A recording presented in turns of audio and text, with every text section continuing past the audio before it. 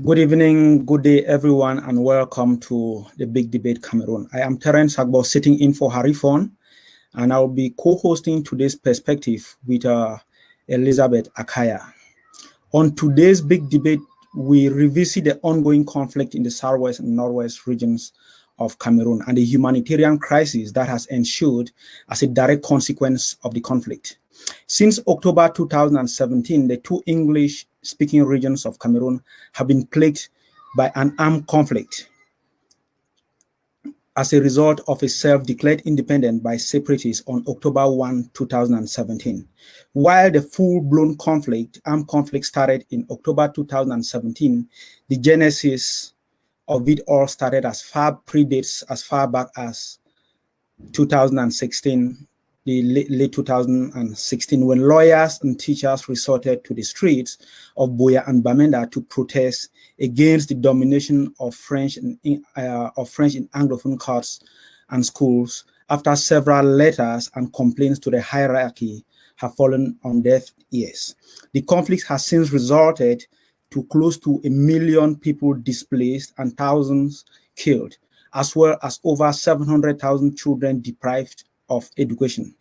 Human Rights Watch reports that it has documented widespread kidnapping, torture, and killings, as well as destruction of property by both separatist fighters as well as the Cameroon government military. Between September 30, 2019 and October 4, 2019, the government of Cameroon organized what it called a Grand National Dialogue in an effort to resolve the current conflict. Over 13 months later, after the Grand National Dialogue, things have escalated further worse, and the conflict doesn't seem to be close to an end. The regions have been described by many local and international organizations to be in a humanitarian crisis. Today with us is Barrister Agbor Nkongho, someone who has been condemned by both sides for his opinions on the conflict. We are aware that this discussion today is going to be very, very contesting. We know that people have disparate opinions. However, we strongly encourage everyone watching, as well as all our viewers who watch subsequently, to conduct themselves in a respective manner in the comment section and refrain from any forms of abuses and insult to our guests as well as fellow viewers. People, brace yourself for a very, very exciting discussion. My co-host Elizabeth will be introducing our guest, Barrister Agbor Nkongho. Thank you, Terence. Thank you, Mr. Barrister Agbor Bala, for joining us tonight, all the way from Buea in Cameroon's southwest region. Barrister, dear viewers, is no stranger to us. He's been on our platform before, so I don't think I need to go into any details as far as his background is concerned, but we all know the barrister is an Anglophone Cameroon human rights activist. He is the vice president of the African Bar Association in Africa, in charge of the Central African region. He's also the founder and the chairman of the Center of Human Rights and Democracy in Africa, and founder of the Agbor Nkongho law firm. We all know he also has extensive background working with international communities like the United Nations from a humanitarian standpoint. Thank you very much, Barrister, for coming on our platform tonight. We hope we're going to have a fun time tonight with our guests and everyone.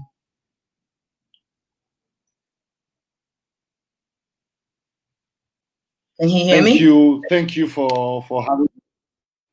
Yes, I can hear you. Thank you for inviting me, and I hope that it would be a very interesting and exciting debate this evening from Cameroon. Great. So, Terence, I think I'll just go ahead and start with the very first question for tonight. And we're just going to touch on the current state of affairs in the country, Cameroon, in reference here. So, Barrister, could you give us and the viewers your overall assessment of the current state of affairs in Cameroon, specifically in the southwest and the northwest regions, as far as the conflict and every other thing is concerned? Good evening. Greetings from Buea again. As I speak, we don't have lights, so I'm speaking because I have a generator, so it's complete darkness in the city. It might not be as a result of the crisis. It's probably as a result of bad governance and failure to provide basic necessaries of life, light, water, by the state. With regards to the present situation in the southwest and the northwest regions, the crisis we are like in a kind of a stalemate. It's not moving forward. We're not moving any backward. We're just in the same position for a long time, for the last 6 months. Life is getting back to normalcy in some places in the southwest regions. Places like my 16 and Mutengene, life is coming back to normalcy. But what cuts across in both regions is the suffering of our people, because of the ghost town, because of the military raids, because of the uncertainty and the insecurity. Most businesses have been shut down. Most have relocated to East Cameroon. Some of the petty traders cannot meet up because money is in short supply. The way the economy functions. If the buyer doesn't have the money, the seller is not able to sell. Most people are hoping that we find a solution out of this logjam. Most people think that it's high time that both parties try to get some form of an agreement so that life could return fully normalcy. But for the time being, there is not much hope. People are existing, living on a day-to-day basis. Most people are not longer talking about the struggle the way they used to look at it. There's a rise of hate speech. There's a rise of xenophobic tendencies. It is affecting the Northwest-Southwest relationship. Some people might spin it that it's been done by surrogates of the state. No. I will take you back to Donald Trump. The fact that 75 million people voted for him, it means that he had a following, that whatever he was saying in public, that's what some of people were saying in private. So when some of these tribal zealots or regional zombies would say, might be a reflection of what some of their people would say behind the scenes. And the weather in terms of hate speech and xenophobia, I don't have a crystal ball. I am a bit worried because it's something that I might have predicted 2 years ago when I spoke to some of the leaders of the separatist movement, that the way the situation is going, I'm afraid that I think that is something that opinion leaders, people like you doing this kind of debate, we need to start looking at it. It's a serious problem. It's a serious concern that not only the leaders in the focus on these particular things. I hope I answered your questions. I know I spoke a lot, but I just wanted to put certain things in context. Yeah, I think you touched you touched on the issue at length, and we, following some of the events and getting reports, reading newspapers and all the other, videos on social media, we pretty much can relate to what you just laid out there. So I think I'll go to the second question, and with all the war, it's been close to 4 years that the conflict started, and it's escalated from every indication. But we've seen reports that the Parliament and the Senate have yet to have any discussions about the ongoing crisis. What is your stance on such allegations? Why would they ignore such an important aspect of a nation's issues? Well, the first thing is that if you really think that the Parliament reflects the wishes that is it a people-centric Parliament? Is it a Parliament that people, when they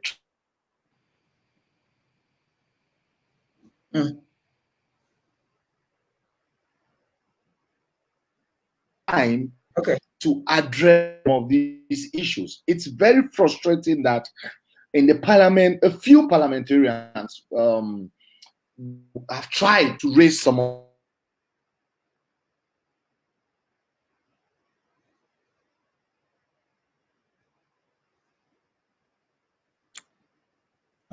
people, we are experiencing some technical issues there. I believe it's a network issue, and I believe the barrister will be back soon. We'll just try to sort out his internet issues. This is not uncommon, especially when you're in Cameroon, where the network could be very, very, yeah, from time to time. So we'll try to get him back in the next few minutes. I think you guys can see the, I call that on my computer, the orange ball. Yeah. Each time I see that, it really doesn't give good news. So I will just try to take him off and we'll see if he could resign on in the next few minutes. So just bear with us, please. Thank you for your patience.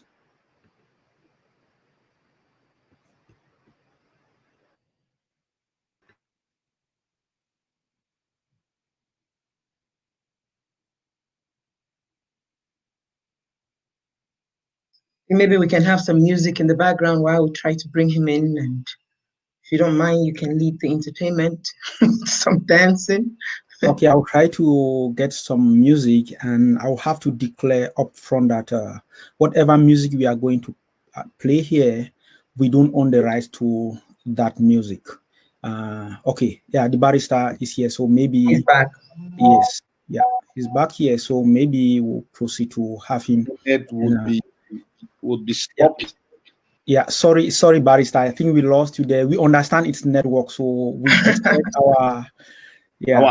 our internet is sloppy. You know, the last time I did the debate, I was out of the country. Yes. So that's why it went flawless. So our viewers have to bear with us to show also the reality on the ground. And that is why when our leaders, some of you abroad, you give us instructions to do some of the things, you have to take into consideration the local reality. Let me come back to the question that Madam Elizabeth had asked.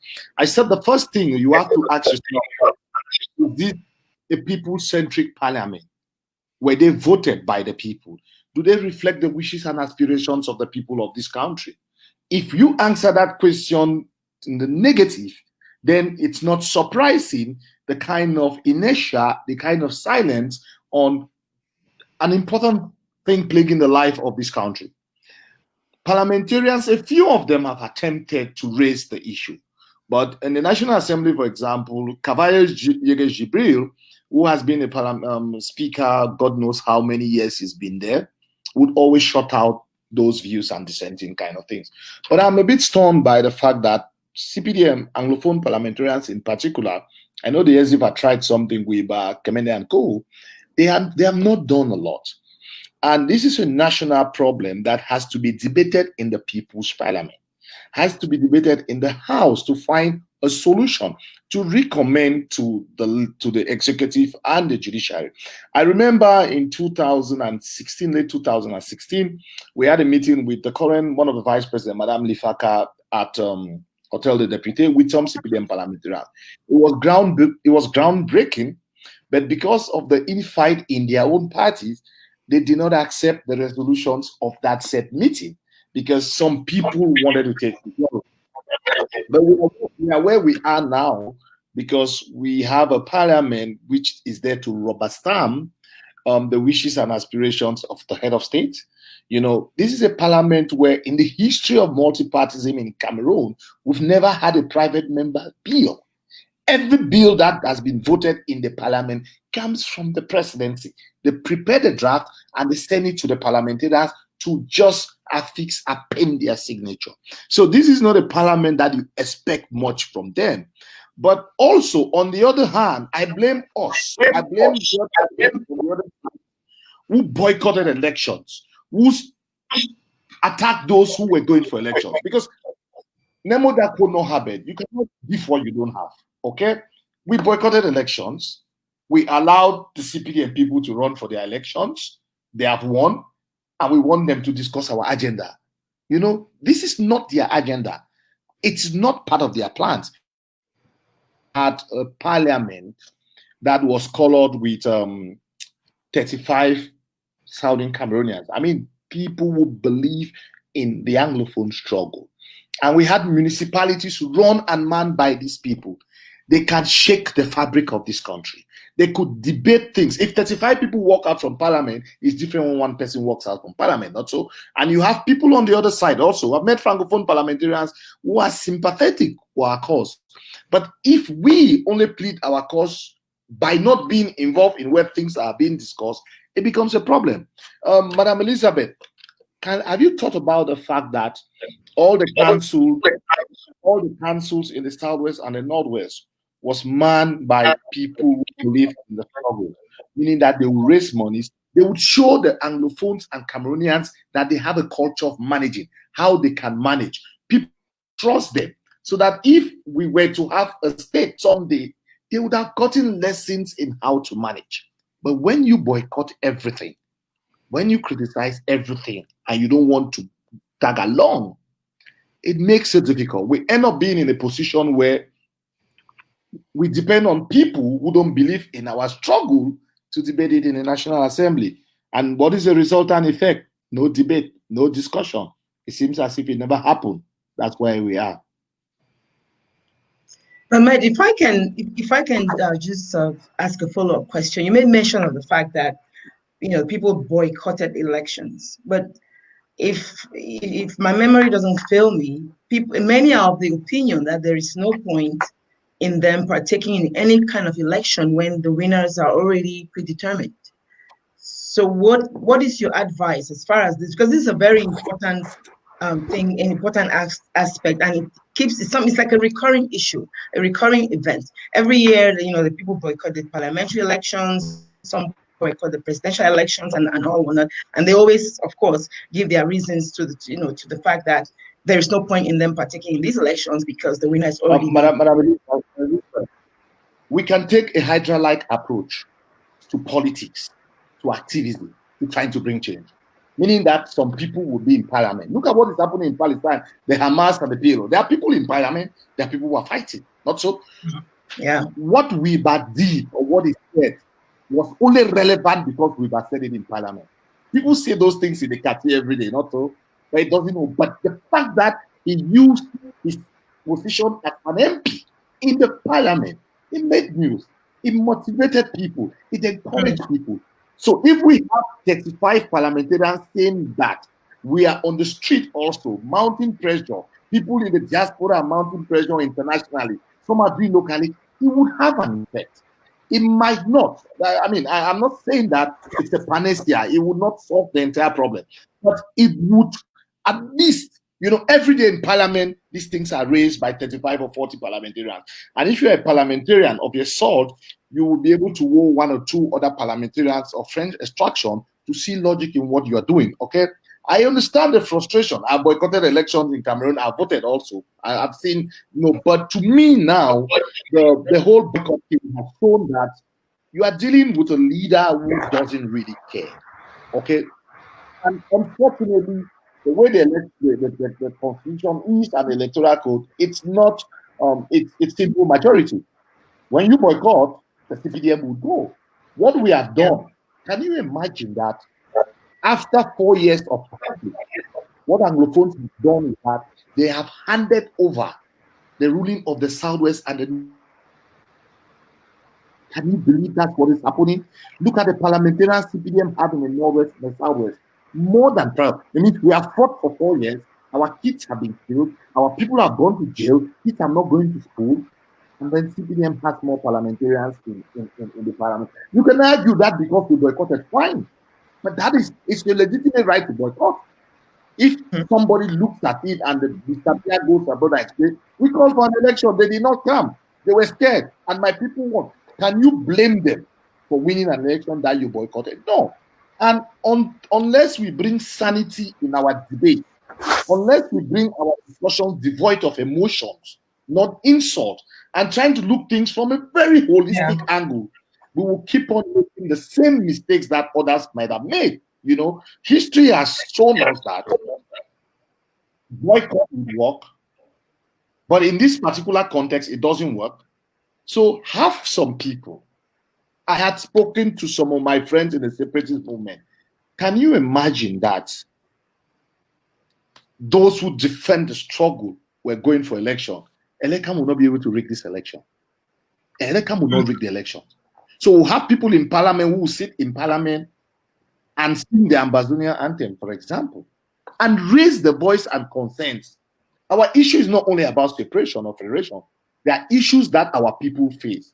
We need people who can be there to speak on our behalf. But when we boycott, when we threaten those who want to vote, you know, we leave the field open to some CPDM people who are courageous enough, who don't care about the struggle, to be voted. Yeah, thank you very much. I think you made a very important if I may just interject there a little, Barrister, I think you made a very, very brilliant point. However, there are some who have mentioned in the past that these two regions which the conflict are experiencing the conflict don't have a political party of their own. Even the SDF is a national political party, so they would go to parliament, but it will still be a national concern. When we raised the issue, it is alleged that there was a conflict in the SDF with the powers of the SDF, why he took such an issue to parliament.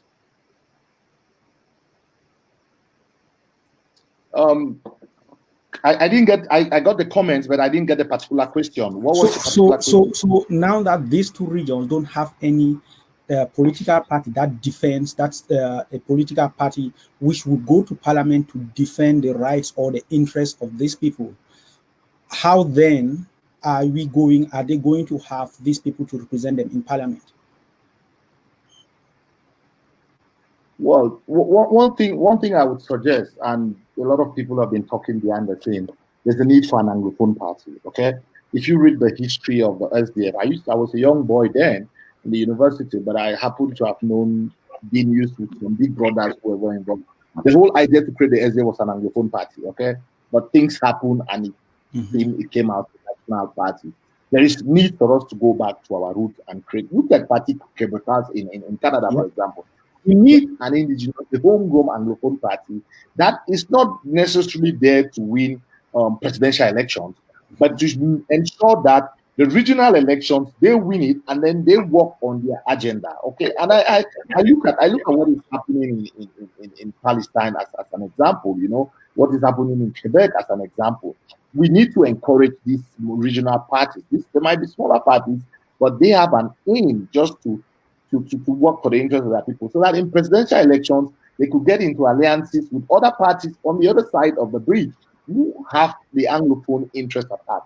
But I will tell you also, when you bring this thing for discussion, there are some people who are saying no to everything. Okay, and I call some of them born-again activists. It might sound a bit arrogant, but some born-again activists who don't understand the workability of this world. Okay, you think that by the time you shout and you only say violence and independence, it means you get up from sleep, you know, and you get it up. It doesn't work like that.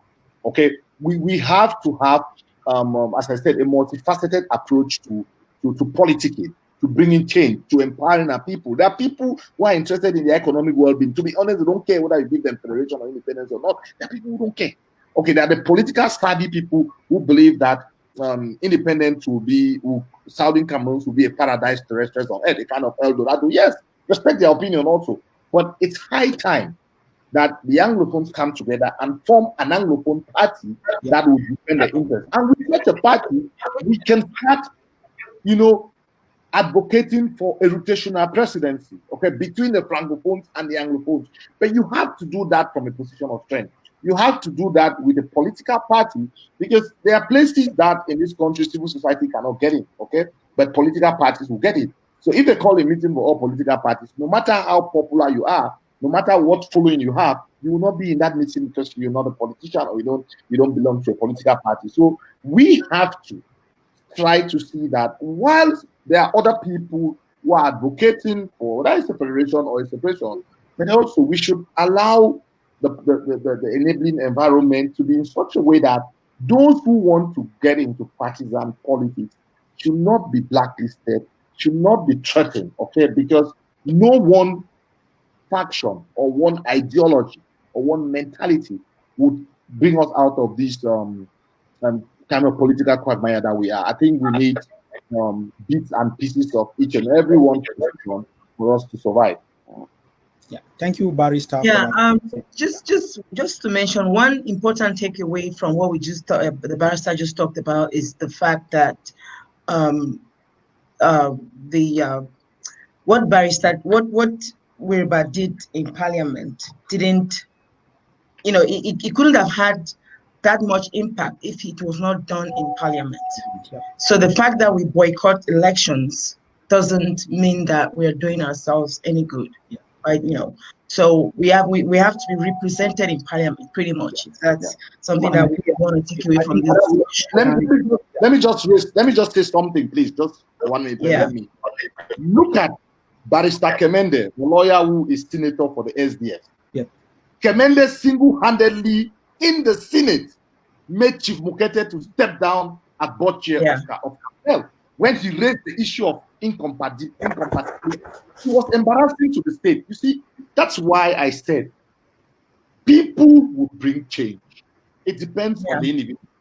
No matter how dictatorial the system is, if you put in the right people, and as I would say, the numbers are not important. My example in the Cameroon Anglophone Civil Society Consortium has taught me that when you have people who are willing, immaterial of the number, they would make things happen.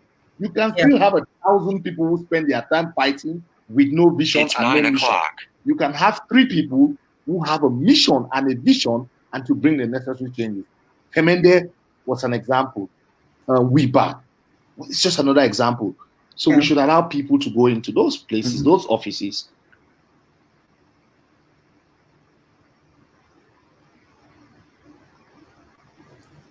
Okay, thank you very much, Barrister. People you've heard, I think you guys need your own political party to represent you. That's what is happening in Quebec. They know they can't win a national election, but you had the Bloc Québécois, which runs in elections every year to discuss and to project Quebec's interest in Canada. So that's a good example. So should I go on with the next question, Elizabeth?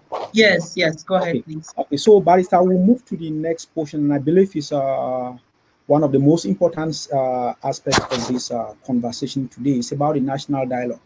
About 13 months ago, the state of Cameroon organized what is called Grand National Dialogue in an effort or with the primary aim to resolve the ongoing Anglophone crisis or the war in the Southwest and Northwest regions. You were both an invitee and a participant. What is your assessment of the outcome of the dialogue, and has the dialogue achieved any of its objectives? The dialogue was necessary, came at the right time. Disappointed with what is going on, but the dialogue was supposed to be a step in the right direction. It was supposed to be a means to an end and not an end in itself. Okay, if you have read the history of dialogues in the world in other countries, it would happen and other small dialogues would take place. I don't think anybody in his right sense would imagine that a conflict that had been for close to 4 years will be settled by a few people sitting in Yaoundé in a few days. Okay, through that, the rules of the game was not respected. The government decided the agenda, the composition, everything. But also, I try to look at the positive part of the negative. For the first time, people who had not sat together, people who had loggerheads, sat and discussed. People said lots of things during those discussions, okay? So in that sense, it helped in bringing a rapprochement. The outcome of the dialogue had other things that government is doing. I know everybody was focused on the decentralization commission because that's where we thought that federation and the rest will be brought in the agenda. But there were also commissions on bilingualism, on economic. That's why they're talking about reconstruction, the dual nationality thing, Unfortunately, you are dealing with a leader who is excellent in his own definition of time. His concept of time goes to, I think, the 40s, He still thinks that we are in the Stone Age where he would take his time and he thinks that the world will be waiting for him to react. That's what is happening. Because some of the things, they are not talking about it. For example, dual nationality, which concerns a lot of people in the diaspora, and I think most Cameroonians are supposed to be putting pressure on government to discuss these issues, because you cannot invest in a country when you are not sure that you have visas. They refuse Cameroonians by birth visas because of some political shenanigan who is either based in Washington D.C. or in Paris or wherever that has been appointed ambassador or consular officer. So these are things that we think that they have not implemented. I know now currently they're talking about the reconstruction and other things in the Southwest and in Northwest regions. Some people might be against. I believe it's something that has to be done because people have suffered.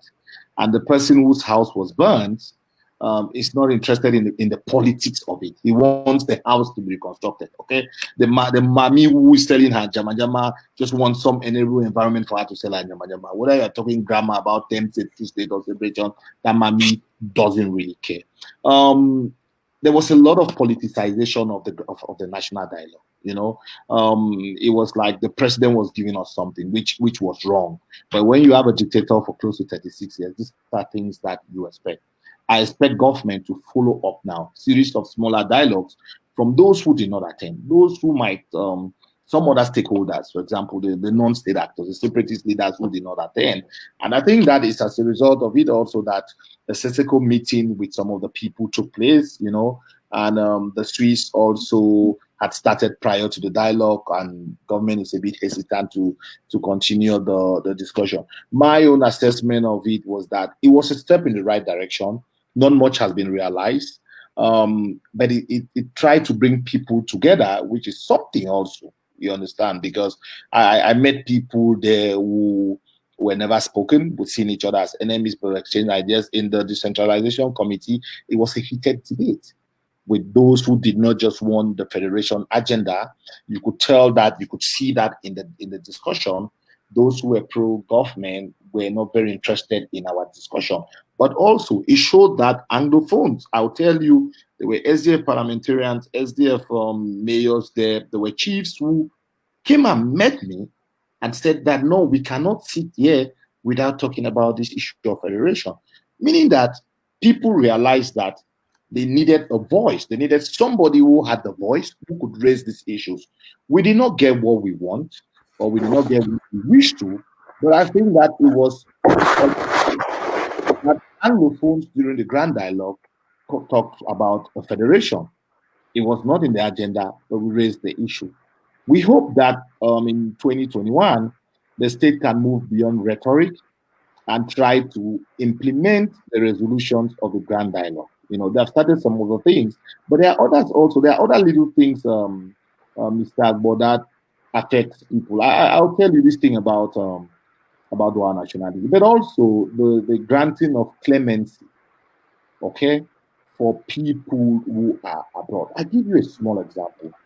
If I am staying abroad out of this country, and my name is on some list of people who cannot come to Cameroon because of my political views, my father dies, I cannot come and bury him, I would rather put in monies to support an armed rebellion to give me a state that I'll be able to come there. So it's not only those who are in prison, but there should be a blanket amnesty and clemency for everybody who holds a contrary view, okay? It would soften the anger. Whether you do any dialogue in Cameroon without resolving the diaspora issue, it will not work, because he who pays the piper dictates the tune. There are people abroad that if you don't allow them, if you cannot allow them to come to Cameroon, okay, they would sponsor the separatist movement. It's a fact. So government has to also realize that for them to win the minds and hearts of the people around, there are fundamental issues that they should address. Dual nationality is a major thing that they would have to address. So by and large, not very happy, not very impressed with what happened with the Grand Dialogue. We know that the regional elections have been conducted. They are installing them on Tuesday. It's also a fallout from the Grand Dialogue. The so-called special status is not special in any way. But if you know, and this is where we disagree with some of the people who think that it was just a waste of time. The fact that the special status is in the constitution and they had given it it's the bad faith of the government in the application of the special status. I think Quebec has special status, not so. Mm-hmm. We have special status in Corsica in France. It's totally different, you know. So if they had the good faith in like this special status should reflect the tenets of a special status, I don't think there will be a lot of complaints. There will always be complaints generally, though, but I mean, there are people who, no matter what you give them in this country today, you know, the people who believe in their separation, no matter what you give them, they would ask for, which is understandable. But at least the majority of the population can understand that at least it's a step in the right direction. Look at what happened in South Sudan. You know, let me just do a bit of digression. When you tell people that South Sudan went through a federation, not so, and then a referendum to determine. So they went through a federation to see how it will work. If it did not work, as it ended up working, they went through a referendum and the people voted to have their independence. People give South Sudan as an example of a country that had independence. But when you tell them that, get to the South Sudan reality, read what happened in South Sudan. Can we pass through a federation to get there? They start insulting people. You say no to the federation, but you want to apply the South Sudan model. So I think we have to go back to our history also, and to the, as the Germans used to call it, Ostpolitik or Eastern politics. I would say they call it real politik, and then look at the realities on the ground and try to proffer solutions that will be win-win for both parties. Great, fantastic. There was a follow-up question, but you actually exhausted it in your brilliant response. So thank you very much for that. So Elizabeth, would you go with the next question, or should I do it? Yeah, let me take that. This is just, yeah, we want to talk about some of the atrocities that are being committed in southern Cameroon at this time. You know, following the dialogue, there's been an escalation of such atrocities. There's been heinous crimes being committed, you know, against humanity, and you know, there's a lot of finger pointing between the government and the separatist movement, and you know, the existential impact of these atrocities. You know, it looms. We can see it in the face of the people. We can see it in our communities. We can see it in the way people even interact among themselves in the southern Cameroon. You know, some of these atrocities we already know, such as the Valentine Day massacre in Gabo, the brutal killing of a woman in Moyuka, the death of Samuel Wazizi, the Kumba School massacre, the persistent kidnapping of traditional rulers and even citizens and notables like Cardinal Tumi, and the burning of the Kumba Hospital. You know, there are many more, and I need not mention, but I just want to ask here, because I see a lot of people are complaining, and they have the opinion that the international community is taking too long to intervene in the manner in which they want them to intervene, and that they are too lukewarm, and that they ought to take a more aggressive approach, you know, including military intervention of to try to quell down the situation and hopefully bring an end to this. So what do you think about people's opinion about the international community? Have their expectations been met? You know, being someone who has worked in such regions and has worked with the United Nations and the involvement in international crisis as such, what do you think of people's opinion, and what do you think of the international community's involvement in the crisis up until this moment? Yeah, I think we lost Barrister there again. It has to be an internet issue. I'm not the one thinking it's an internet issue. He had mentioned it before, so please bear with us for a few minutes. We will probably give you, okay, he's right back. Wait, okay, great. Elizabeth, you may have to retake your question. I don't know if you got it. But, you mean I have to sing that song again? Yeah. Okay. I think he was taking down part of it, but not, yeah.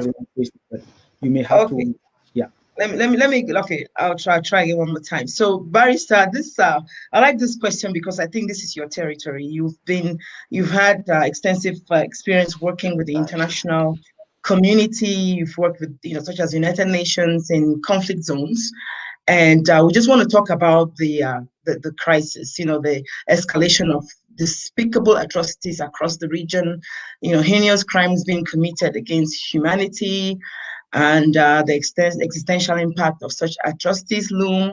Some of these atrocities you already know, such as the Valentine Day Massacre in Gabo, the brutal killing of a woman in Moyuka, the death of Samuel Wazizi, the Kumba School Massacre, the persistent kidnapping of traditional rulers and notables like Cardinal Tumi, and the burning of the Kumba Hospital. Many are of the opinion that the international community has been very lukewarm as far as their intervention in the crisis in southern Cameroon is concerned, and they would like to see them take a more aggressive approach, even if it involves military, involving intervention, if they have to place their peacekeeping forces or whatever on the ground to try to quell down and try to put a handle on these atrocities. So I just want to ask you, number one, what do you think about the international community's involvement in the crisis thus far? Have they lived up to your expectations, or are they yet to even start? Is there more they can do? Is there anything they can do? And just tell us. Well, thank you. The crimes are heinous, they are despicable. There are crimes against humanity, and the perpetrators.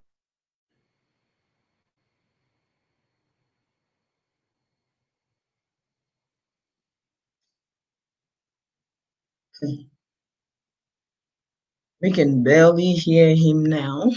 No, I don't think. Taking place in Cameroon by both parties to the conflict. Let's be honest. By both. No, we are missing out.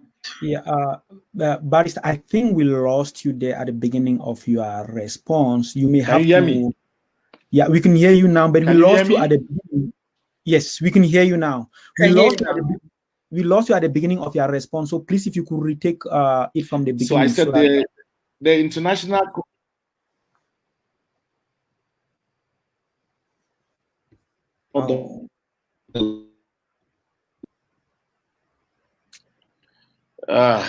You see, it's frustrating living in a third world country. Eh?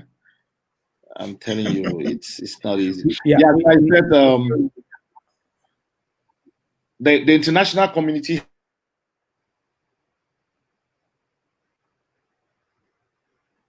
Oh boy, the international community doesn't want us to talk about this. Yeah. The world, especially the UN, okay, for them to be a peacekeeping force. Barrister is going to have to take that response. It has to go through the Security Council for a peacekeeping. It's not easy to just have a resolution creating a peacekeeping mission, okay? And some of the experiences that I've had with some of the peacekeeping mission might not necessarily be the best. But what the international community can do is to put pressure on both the government.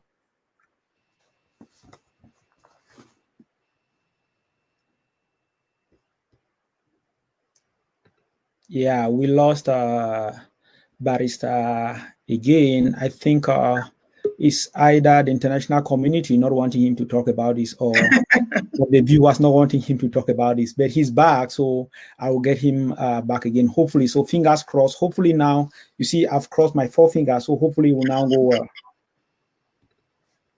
Yeah, welcome back. Sorry once more for that technical hitch. Tell your people in your village to allow us continue, please. Yeah. Okay. I will definitely speak to them. I will speak to them in a dialect. Yeah. So what I'm saying is that the international community should put more pressure than the way they are doing on government and the non-state actors to try to come to the table. But when you talk to most diplomats in Yaoundé, I mean foreign diplomats and people abroad, the division, the separatist movement, and the division is also the same division that they have. That's something curious about Cameroon. They don't agree. I've met all the ambassadors or their political advisors. They don't agree on a particular course for Cameroon.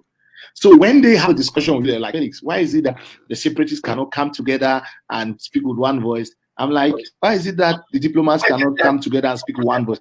And they confess. I don't want to tell you the camps that these diplomats are for breach of confidentiality, but they confess that they don't speak with one voice. And that is why they cannot take a common decision. But what they should do if they are here to serve the people of Cameroon, because it's not about the state. Okay, it's about the people.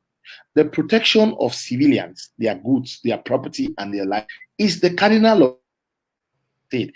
And by parity, the cardinal objective of the United Nations.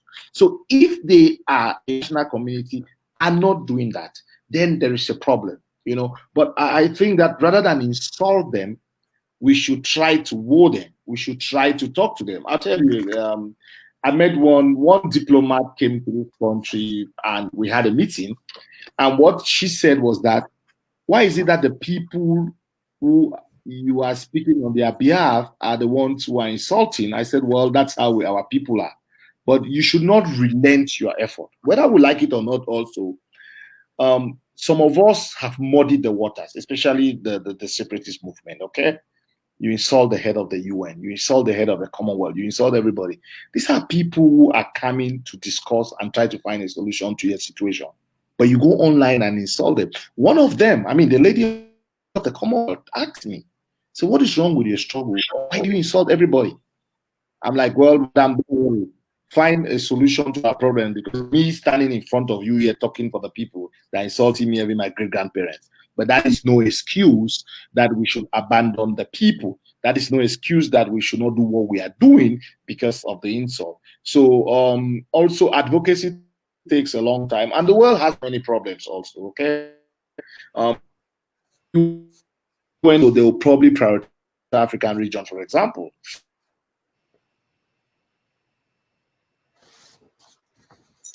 This internet, yeah, I need to follow up on the statement he made that the world has many problems. I think people are concerned that by the time the international community intervenes in Cameroon, we must have reached the level at which Rwanda was when they stepped in.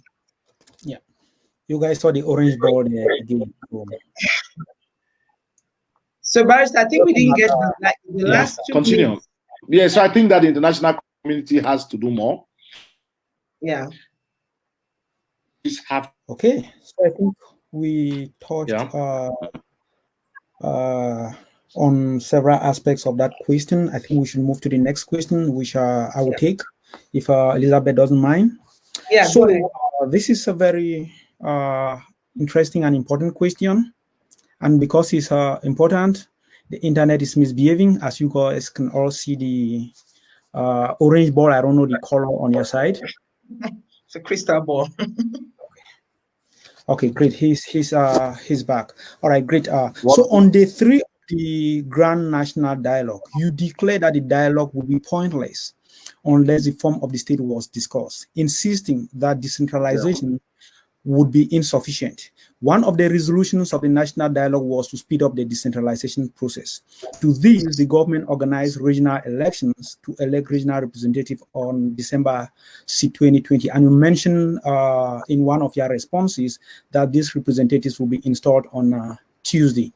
So briefly, would you, what's your overall perspective of the decentralization process with respect to resolving the Anglophone crisis? And on the second part of the question, do you think these resolutions or these decisions will resolve the current conflict?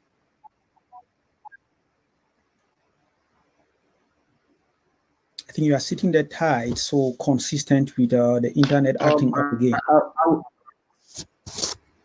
I will start with the second one. I don't think any one solution would help any one solution could be for this crisis. Okay, it will be multifaceted things that government will do. They would have to create workable institutions, but they will also have to win the minds and the hearts of the people. So there's nothing that after fighting for 4 years you can just do one isolated thing and you think that you find a solution. With regards to the regional house of in the southwest and the northwest region, just like I said, we boycotted elections, so the people who will be going there are the same people as CPDM. They have their party discipline, they have their party agenda. So if the party decides that it's not their priority, these gentlemen and women will not do anything. Otherwise, they will be under the disciplinary commission of the party. And if you look at the way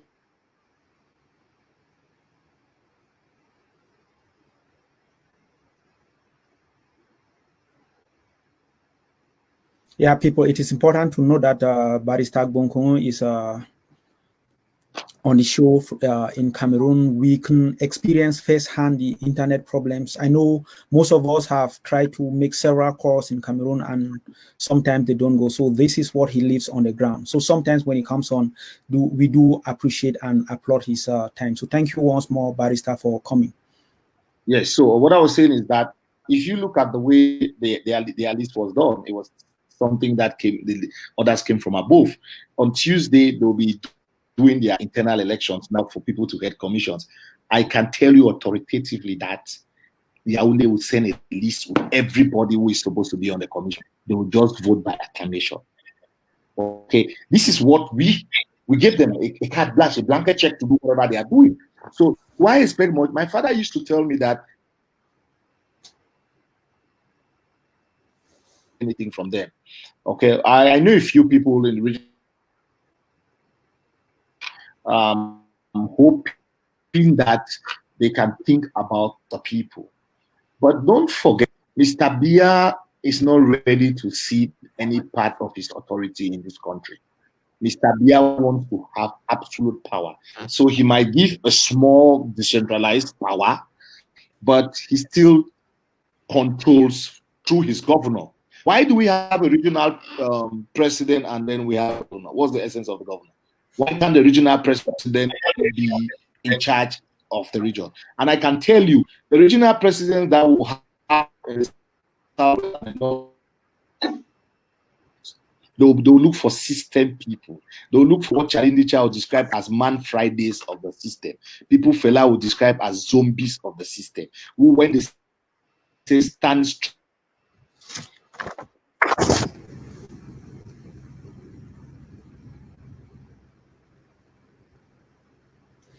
oh yeah, again the internet is acting up again, so we sincerely apologize for these challenging moments. It is moments like this that we beckon on you to exercise some patience.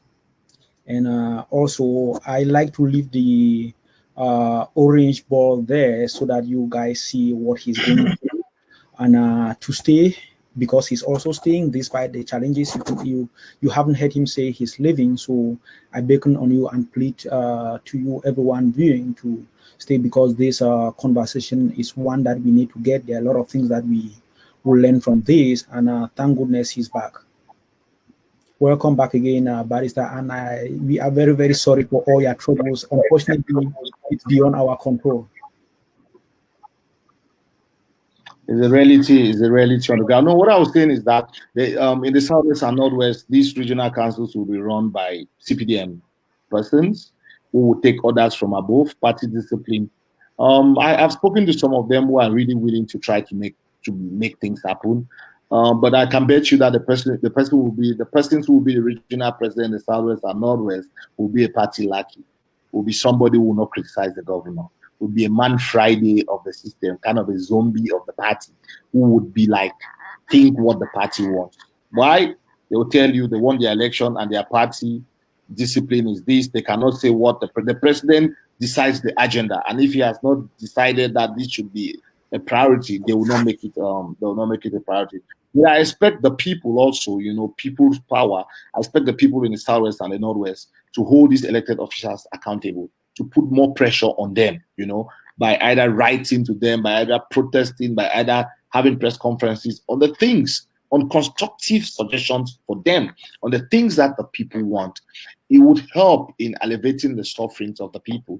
It would not completely help in bringing an end to the crisis, but it could also show that there's some kind of good faith. And some of them also, because they are people of these regions, they can enter into discussions with some of the non-state actors to see how we can reduce our differences and see how we can find a solution. Okay, great. Thank you very much. And the second part of the question, which I have, looking through the comments, has been burning from the beginning. I think people thought we wouldn't mention it, but I think it's quite important. So the question basically is, was it appropriate for elections to take place in these two regions in particular, with hundreds of thousands of people displaced and a full-blown war, people living in the bushes and no peace? There's what I would call what is supposed to be and what it actually is. Ideally, elections should not take place under such conditions, but elections have been taking place in Afghanistan. Okay, worse than what is happening in Cameroon. When I was in Afghanistan, we conducted election, and the world cannot come to an end because there's a conflict somewhere. Not so. Life has to continue. So in that light, I would have said to our people that they should go for elections, ensure that they don't rig the elections, and put the people who can speak for them. Use the parliament and the municipality as another voice of the Anglophone struggle. Use it as a temple to articulate our problems as a people. Okay, and as I gave an example, can you imagine that whether it's ADF, whether it's IG SACO, IG SECO, or whatever, they had come together under the banner of a party and putting candidates to run in all the constituencies in the Southwest and the Northwest? Do you think Elekan will be able to rig the elections? No. Meaning that while we're having this debate online, we are having people in parliament actually debating on the thing. We are having our mayors. I'll give you an example. I know somebody can be arrested for this. Just imagine that every month our mayors contributed, depending on how rich their council is, $1 million francs to a common pool for Anglophone liberation. Okay? Means that in 12 months, we have 12 million from Boya times the number of constituency we have for 1 year. Okay? We have our municipal police that we are preparing to use them when we get independence. Our communes or our municipalities that are doing only project looking in future. So even if you want to launch an armed struggle, only the money that would have been raised and the fact that you would have trained this municipal police, you would be in a better position, okay, to be able to do some of the things that we are doing in an amateurish way. So this is just think about it. Just think about the number of municipalities we have in the Southwest and the Northwest, that we had our people running these municipalities and supporting the struggle. They cannot ban a meeting when the mayor calls a meeting. So if the parliamentarian was parliamentarian for the struggle and wants to come and visit people in Boya, they cannot. But now if I want to call a meeting, they will not give me authorization. But if I was an MP, the MP will hold a meeting. You understand what I'm saying? So yes, elections ideally should not have taken place. But if the regime in place insisted that it should take place, we should not have boycotted. Tell me, what has boycotting it done? The parliament still goes on. Really doesn't do anything. So yeah, so you are right. The same people that we did not give them our mandate, they are lording upon us. The same mayors and parliamentarians that we did not vote, they are the ones who are controlling us. And they determine, imagine that we had our mayors who supported Ghost Town and they're not fighting Ghost Town. You know what it means? But now you have mayors who are pro-government and they town. So these are things that also leadership in the struggle, they have to sit, look themselves in the mirror and ask where they have gone wrong and try to re-strategize and rethink. Nothing is wrong as a leader, to change course when you think you are not right. You cannot be doing the same thing and wrong thing and expecting a different result. No. Eli, how do they call that in grammar? Tell me, please. Okay, yeah, Barrister, you mentioned that a mayor or a parliamentarian cannot call for a meeting and they stop him. But we have seen that the MP in particular of the SDF MP of in Douala, Honorable Nature, I mean, my phonetics, I'm very poor in phonetics, but I believe that is his name.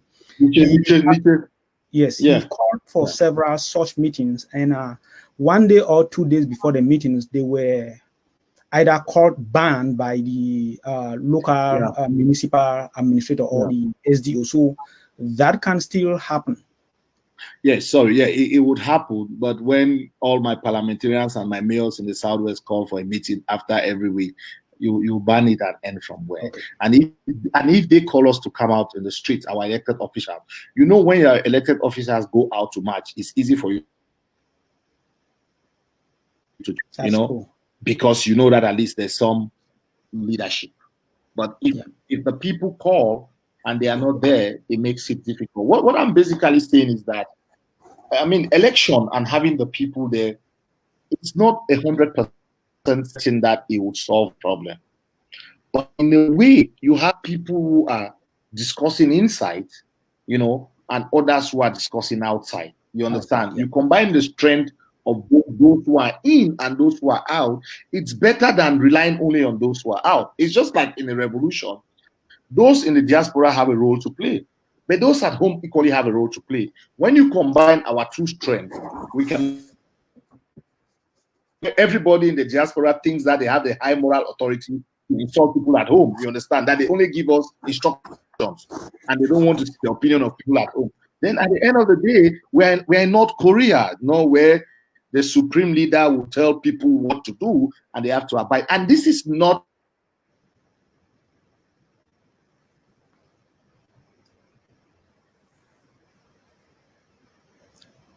Yeah, I think the internet is acting again, and I will blame someone in the diaspora.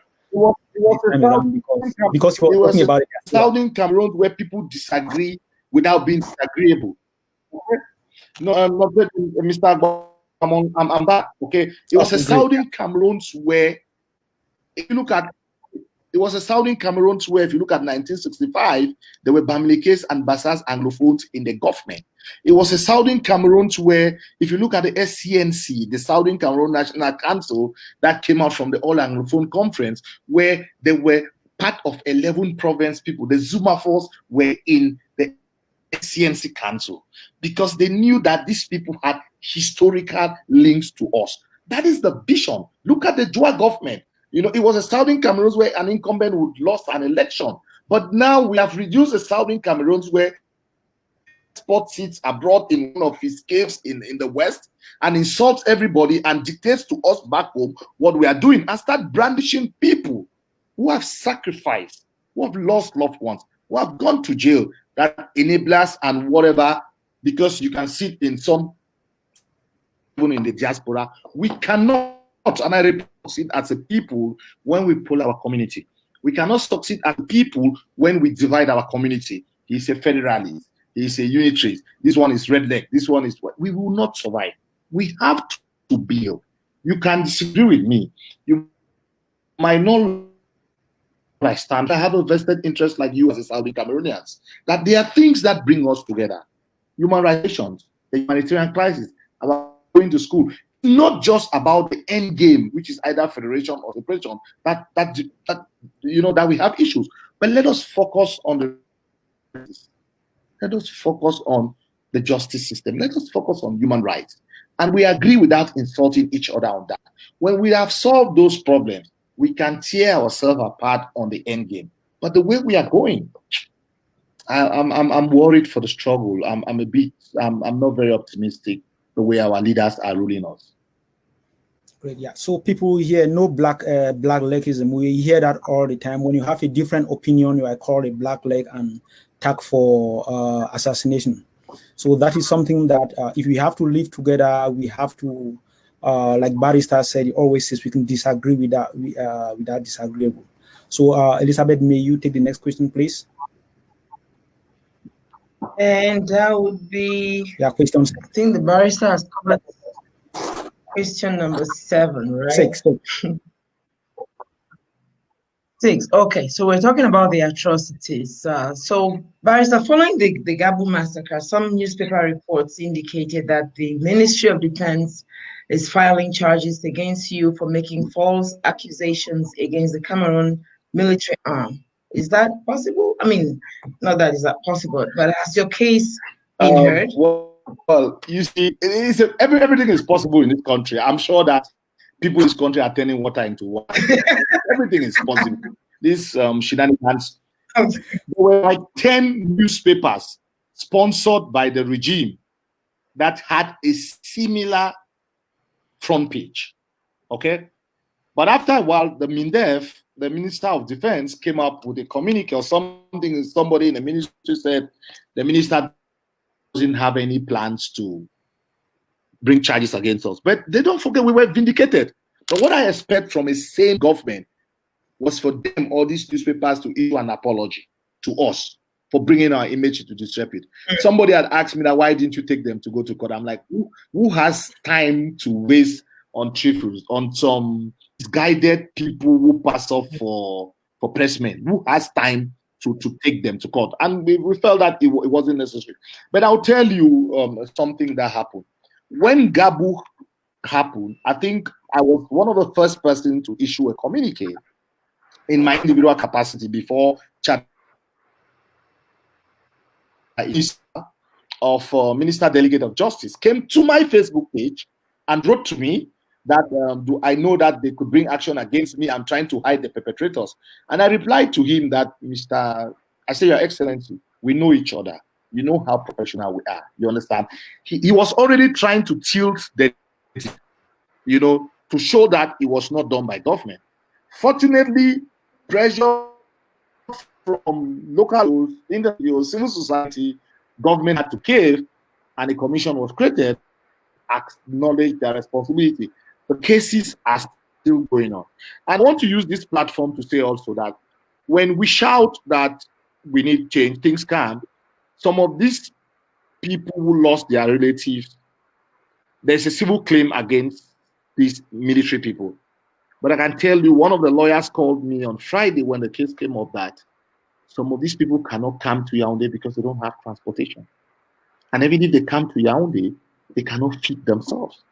The lawyer contacted me behind for us to try to see what we can do. So I'm using this platform to raise an appeal also that at times we raise our voices when the incident happens, and after that everybody forgets about it. Okay, these are real people who have real problems. They have to leave Gambo to come to Yaoundé. Okay, if there's a way that people can support them, it's fine. But going back to your question, yes, they could bring charges against us. Okay. The December 2014 terrorism law is drafted in such a way that the statements that we made could be used against us and we could be tried in a military court. It's not whether we are right or whether they are right. It's the fact that they have the law. I used to say in this country, the law is used as a tool for oppression and suppression and violations of the rights of the people. So yes, they can do it. Whether they are right or not, it's another thing. But I think that they realized that we were right about Gabu, and it was not worth bringing any action against us. So there was a communique from the Minister of Defense dissociating themselves from that sycophantic yellow-collar journalism press that carried these headlines. Thank you very much, Barrister. We thought that as much, and I think there are people who didn't know that this kind of reports and allegations came up. So I just wanted you to try that and to show the people as well, because those are some of the things we do follow. So Elizabeth is back. She was out for a little, so maybe I'll take the next question. So the Kumba massacre, as we have coined it here, took place on the 24th of October. The government, through its spokesperson, mentioned that the school was not protected because allegedly it was not an official educational institution. And just last week or so, the proprietor of the school was arrested. We do understand through the organization we should lead, the Center for Human Rights and Democracy in Africa, sometimes investigates and reports on outcome or on the outcome of their investigations, like you did in the Ngabu massacre. Has your organization carried out any investigations to find out what exactly happened in Kumba and maybe those who are involved? If the investigations are ongoing and you can't go into the details, please feel free to let us know.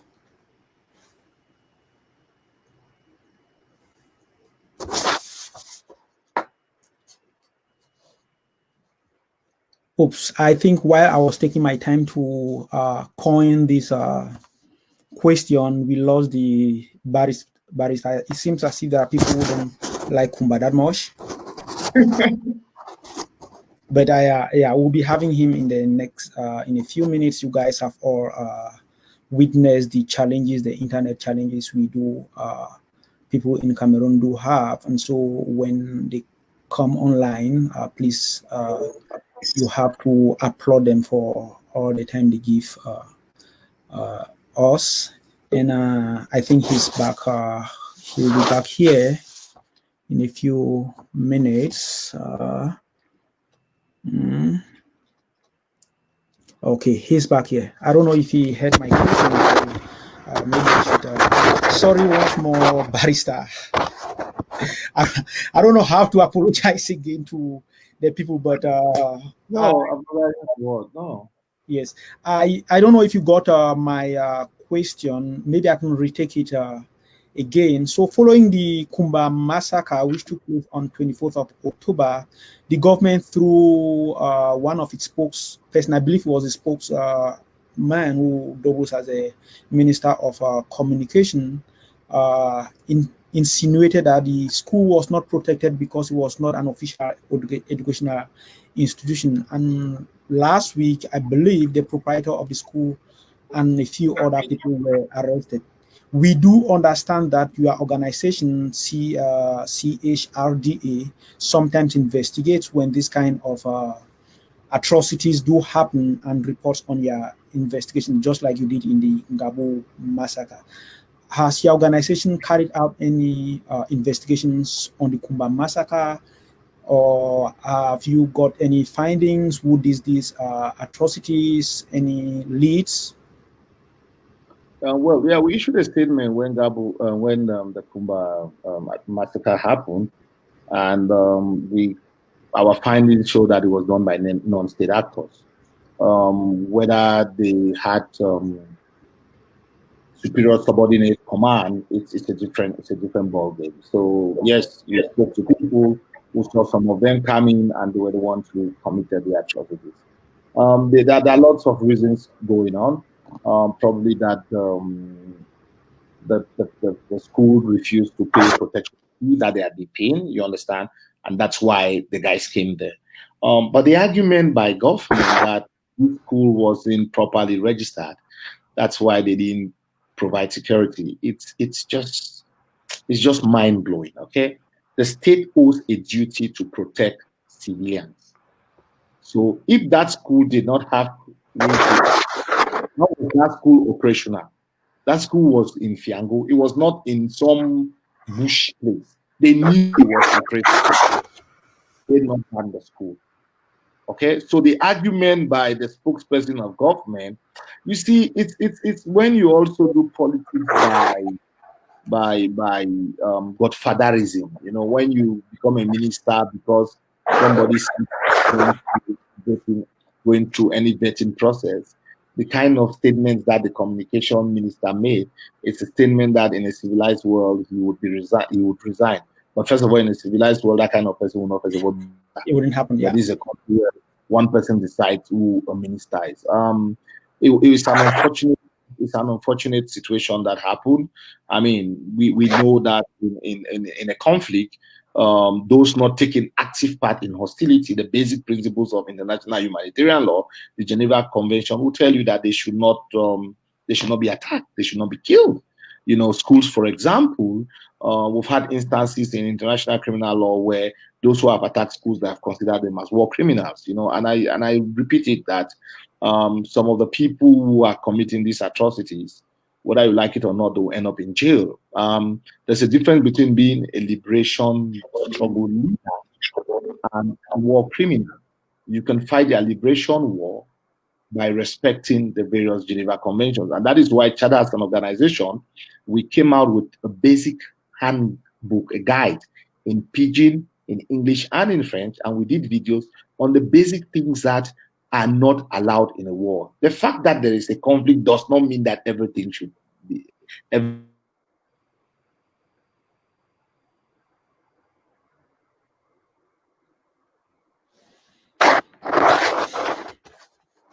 we lost our legendary barrister again.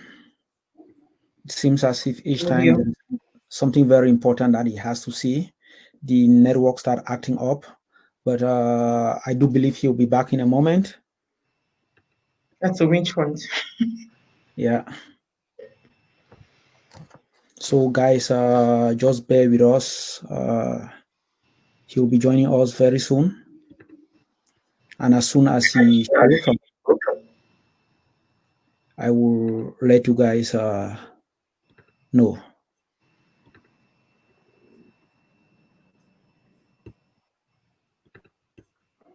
I don't think he's here back. So while he's not here, okay, I think he's right back. Okay, I'll bring him on. Sorry, Barrister, for your troubles, and we very much appreciate all your time. He's been patient. You know you're a very, very busy man, and appreciate the fact that I think this is taking a little bit longer than anticipated, and it's very late in Cameroon. We know that, so we apologize for keeping you up late. Yeah, next time when you want to interview me, buy me a ticket to fly. Noted. Okay, yeah, so you were talking about, I think you mentioned, or you were at the end where you mentioned that like those who are committing these kind of acts of atrocities, they will definitely be ending up in jail, and that there is a difference between fighting for independence or whatever you are fighting for and committing atrocities against humanity. Yeah. Yeah. So I think you probably answered that question. The next, I'll go with the next. Can you hear me? Yes, we can hear you.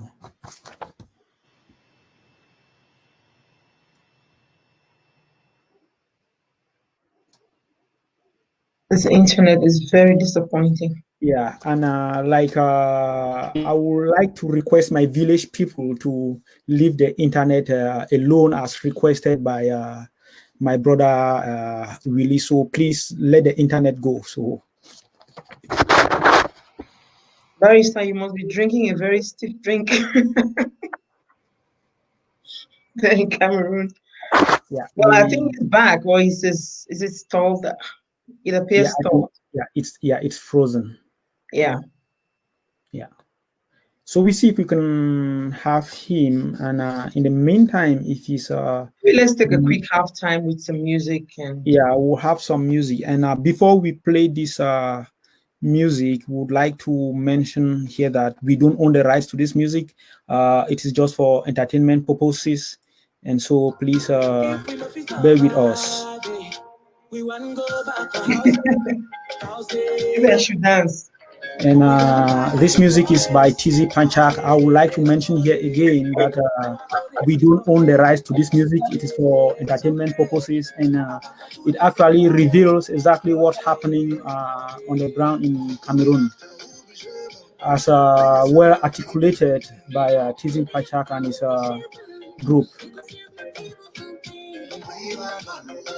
Show me your dancing style, Terrence. You might want to show the moves. Show us that you can dance.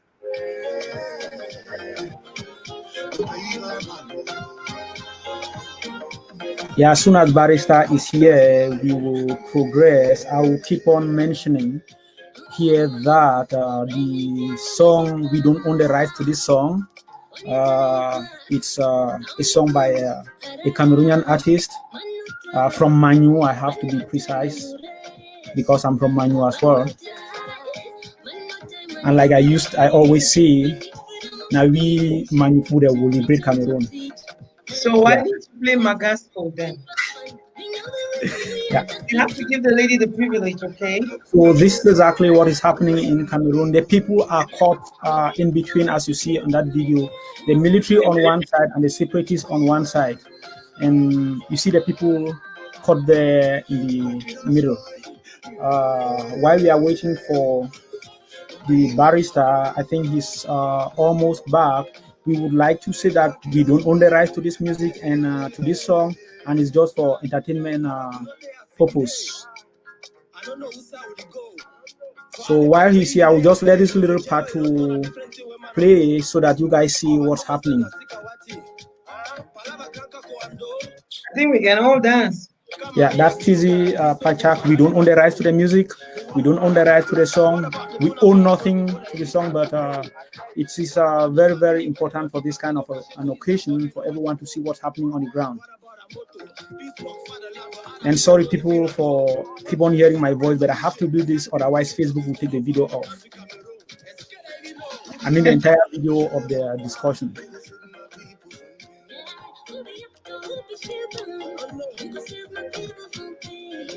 The Pevama, we all see that, yeah. The people caught between fire. Look at the woman running into the bush, most likely with a baby on her back. And you could see the separatist fighters on the other side of the video.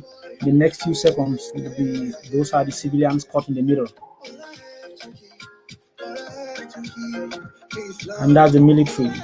And right in the middle is you and I.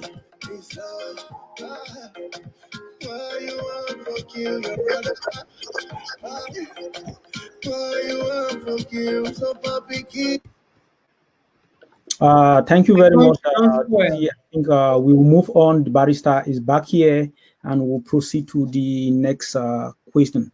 Welcome back, barrister. We had to give the people that view from the artist, and I know some of them have been saying that the Cameroonian artists are not concerned, they don't care about the struggle. I believe from this they would recognize that a lot is happening in the background.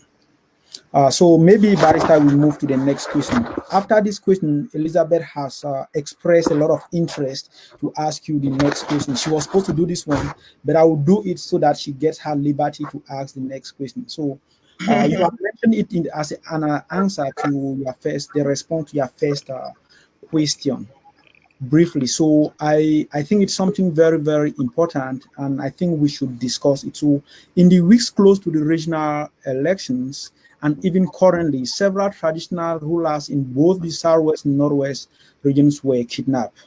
We will focus a little bit on the recent happenings, specifically in Fako division.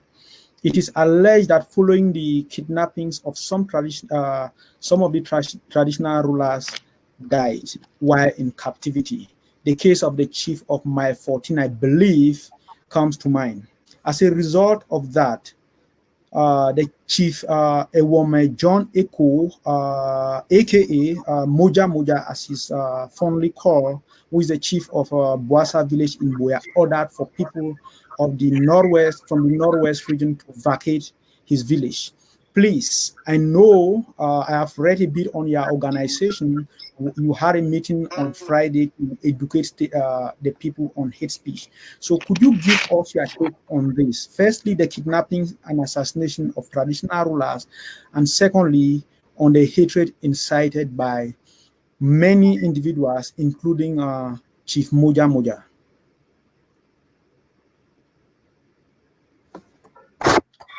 Mr. Terence, the kidnapping of chiefs is something which we condemn strongly. Our traditional rulers must be respected just like other individuals, civilians who are not involved in active hostility. They have to be respected. We have to respect their rights to their people, to have different shade of opinion from us.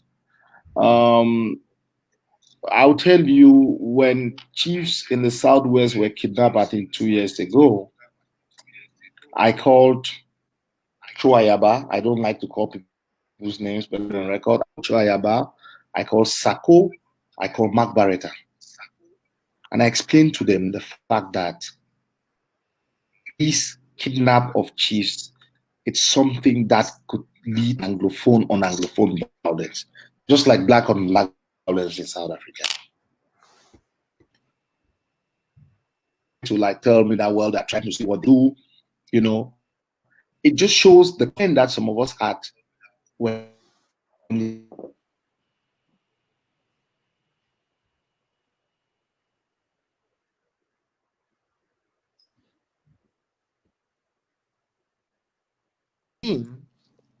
attacked, and kidnapped, So this is an unfortunate incident.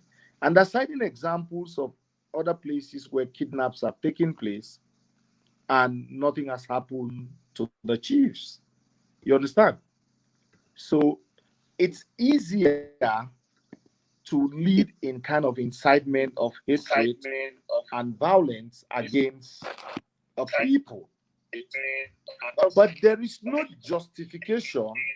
I think somebody needs to mute another phone. Xenophobia or hate speech. Yeah, Barrister, I think your cell phone is doing a good job. If you could mute your laptop, I think, I think your cell phone was much better. You may want to mute your.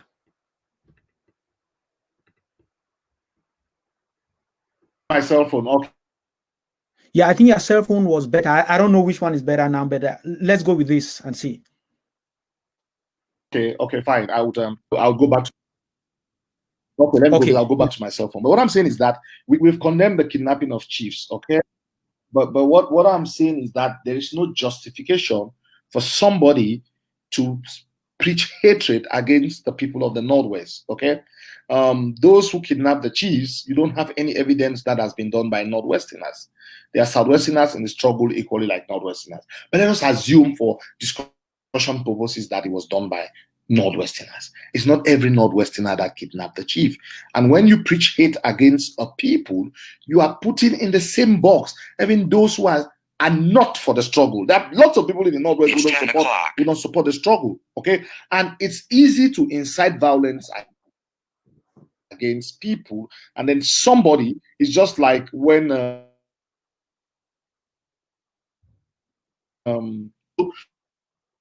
so you might make such a statement and somebody decides to actually effect it. These are things which are condemnable. The government had criminalized hate speech. We expect that action should be taken. I followed Moja's interview with somebody I know, and I heard he was not happy with the fact that being a Southwesterner, I issued a statement against him also. But it's not about Southwest, Northwest. It's not about who you know and who you don't know. These are grounds of principle. Whoever would have made that kind of statement inciting violence against Northwesterners, we would condemn it.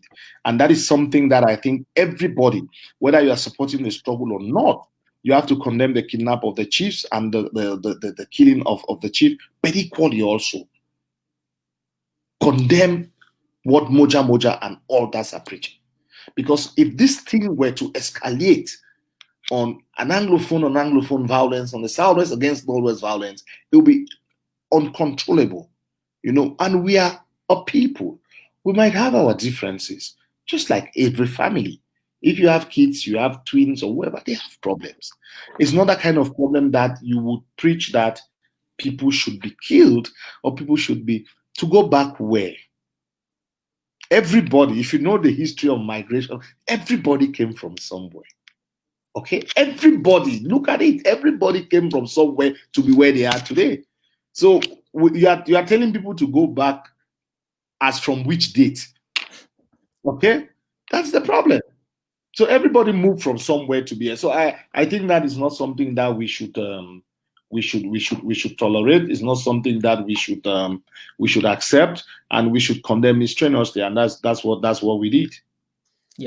Yeah, thank you very, very much for that. I read through what your organization did, I believe, last Thursday or Friday, and we very much applaud you for that. So keep on doing what you are doing. And so Elizabeth has the next question. She has a very vested interest in this question. I must say that in advance. So I have nothing to do with this question. So, Eliate. Your disclaimer is not accepted, Terence. I'm protecting the question. So, why are you so yes.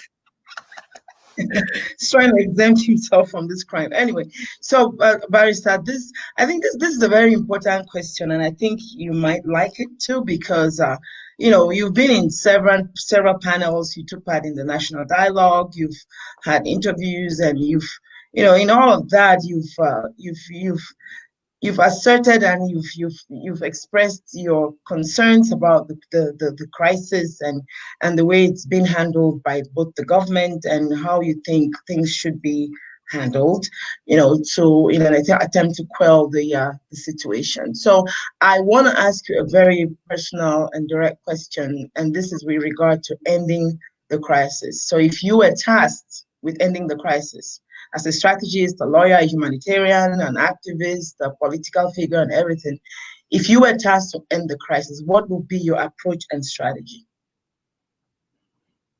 My first approach would take me to visit Choayaba, talk to Sako, visit Seseko Ayok.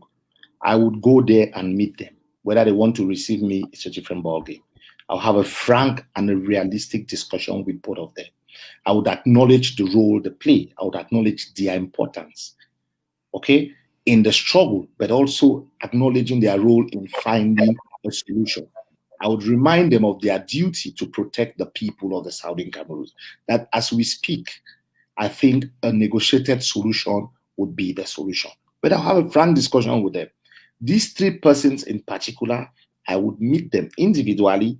I would talk to them. I would equally meet hardliners in government and tell them frank talk. I would talk to the president that your military would not win this war. I would tell Atangaji that no matter what you say, that you people are winning, there's nobody who's winning. The country is losing. And I would have the same discussion with the military minister of defense and the secretary at the presidency. That you have to calm down from your high horse. You have to be less arrogant. You have to have a discussion with these leaders that I have met for us to broker a deal. And that your decentralization would not be the solution. You have to go beyond. Both parties would have to give in something. If they have to come down from their position, you have to also move from your decentralization position and come to the middle. And the middle, fortunately, might just be a federation. Okay. Did you just use this opportunity to sell federation? No, I'm not. It's the most realistic position. There's a difference between being emotional and being realistic and looking at the way the world operates. I've spoken to a lot of diplomats. I've spoken to some people in the separatist movement who in the morning they shout separation, in the evening they would think that if we settle for something, they could accept. So to me, that's it. And we've passed the time where you are scared of being bullied or being insulted by people who don't believe in what you say. Just say it the way you think it is, and someday people will realize that that's the best solution. Okay, so you've talked about meeting all these guys, right? But I haven't heard you, and I'm not trying to force words into your mouth, and I'm not trying to redirect your strategy, but I'm just wondering, the fact that we're in a crisis and we need some kind of a negotiation, which I believe part of it will be, part of that will be taken care of when you meet these guys. But what about having a mediator, somebody who is neutral? Because what I've gathered so far is that the separatists do not trust anything or anybody that is coming from Cameroon or within Cameroon. What do you think about getting, somebody from abroad to be a mediator, to be the person that, goes between both camps to say, hey guys, you know what, this is what we think we should be doing? Well, you see, yes, both parties might not trust each other, but you would have to have a discussion with them, first of all, for them to accept the fact that they can have an independent mediator. And to be honest, even the people that they are talking to abroad might not have our interests at heart. They might not be, and it might be a continuation of neocolonialism or imperialism. Some of these people claim to be pan-African, and they think that we cannot find our own solution. And let's be honest also, state sovereignty is something which is very complicated. The state is not willing, it's not accepted, and the international community cannot force the state to, so these are the realistic approach that we can get. I think there are still people in Cameroon. I mean, look at somebody like, example, do you think Sako Nico could be accepted by lots of people? There's this guy, Aboy Machoy David, who is in the Bilingualism Commission. what's been the governor, I think, of the Northwest. He has a lot of respect in Anglophone Cameroon and in Francophone Cameroon.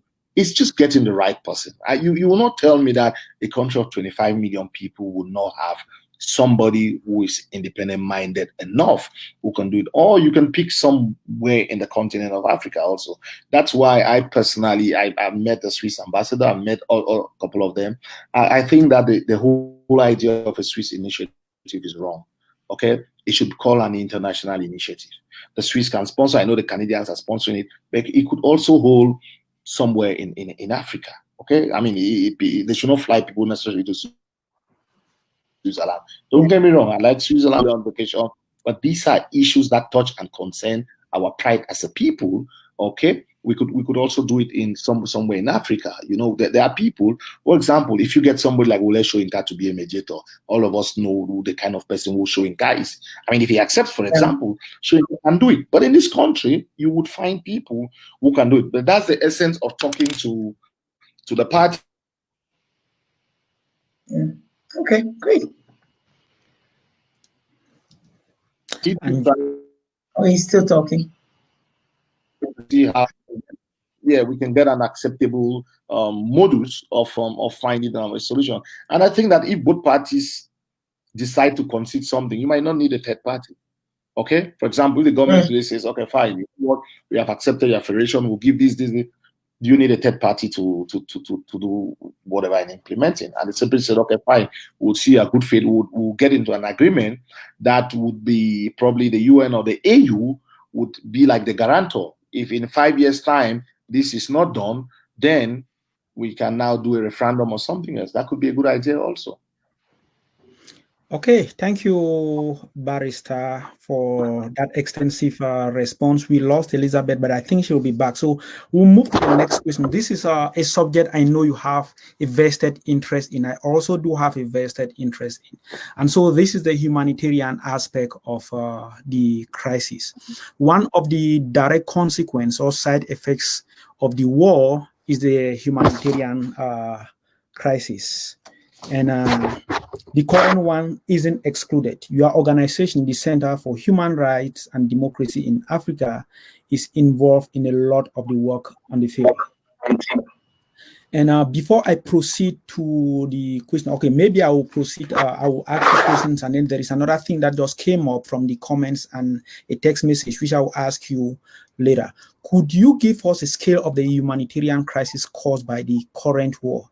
And how is your organization involved? And then thirdly, what are some of the challenges your organization and other organizations encountering as they make efforts to assist the needy? One of the worst humanitarian catastrophe in the world, one of the most underreported and catastrophe in the world, one of the conflicts where the financial support is not coming from the international community. If you follow what the statement of the former UN representative in Cameroon, Madame Allegra, and she was always complaining about the fact that the international community is not supportive financially to help the humanitarian effort. The IDPs, the numbers keep increasing. The refugees, the number keeps increasing. In terms of what we're doing as an organization, our humanitarian team has been doing tremendous work with very limited resources to reach, to provide food and non-food items to some of the needy IDPs. In places where it's accessible, where you can have passage to be able to do such in multifaceted forms. We've been trying to. There are people that you've paid their hospital bills. There are others that you've been you've provided financial support, etc., etc. So it's a very difficult situation. Please, just 1 minute there. Yeah.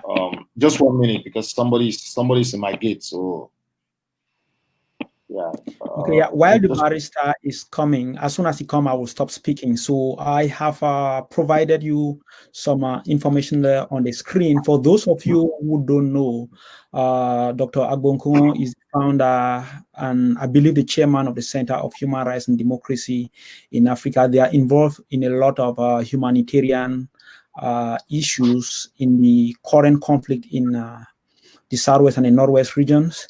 And that is a website, www.chrda.org. And they do accept contributions. Anything can help from $5, $1, $1,000. And you can send it by PayPal. That is the only method I know and I have used in the past. I believe there are other methods if you go to the website. And so that is a PayPal address. Like he mentioned, you heard him say that there are some people with a civil suit against the government who cannot even travel to Yaoundé to be represented in the court. So you now know some of the things they do. I mentioned earlier that on a Friday, I believe, or Thursday, which is 3 days or 2 days ago, the organization organized I believe an educational symposium to educate people on and discourage people on the use of hate speech. This one was funded by, I believe, partly by the French embassy in Cameroon. So please take note of the website. He will be back in a moment.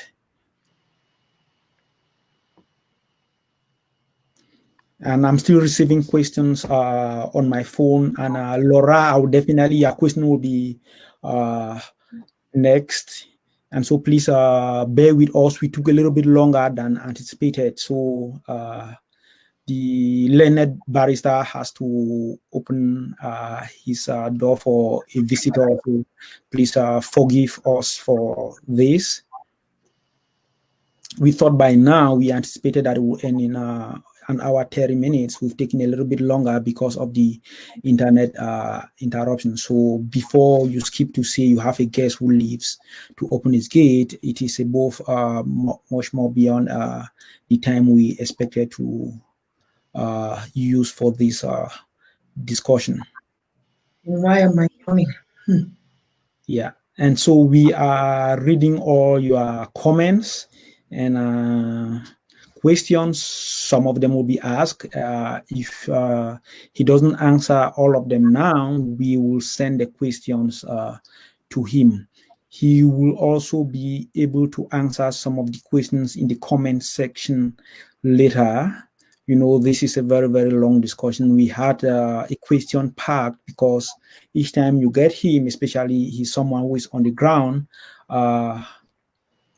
there are usually so many things we have to talk about. So if we don't get to your question, please, it's not because we ignored it, it's just because of time constraints.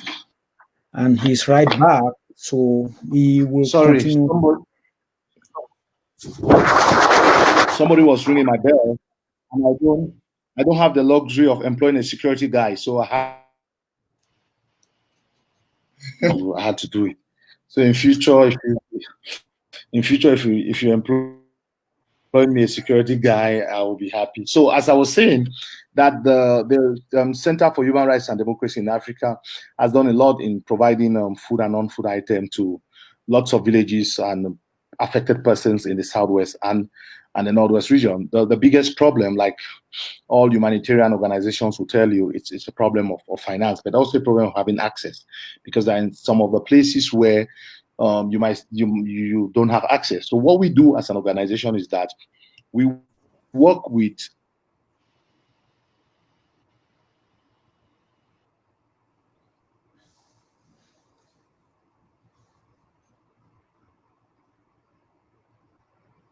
So we lost him again. This time around, he didn't leave. It's the internet. No, but can you hear me? Yes. We can hear you now. Yeah. Can you hear me? Yes, we can hear you now.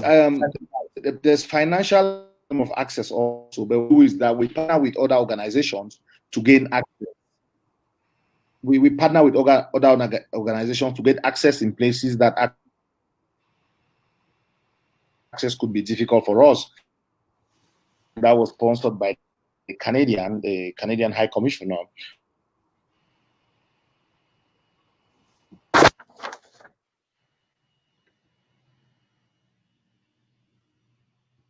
What we did was that we gave them the non-food items, and they were the ones who distributed it in partnership. So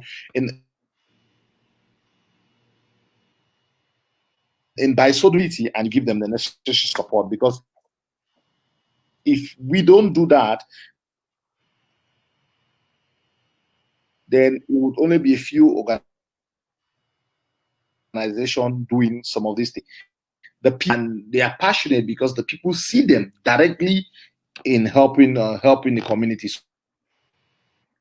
So that's what we do. We have an office in the Northwest. I think we're one of the few organizations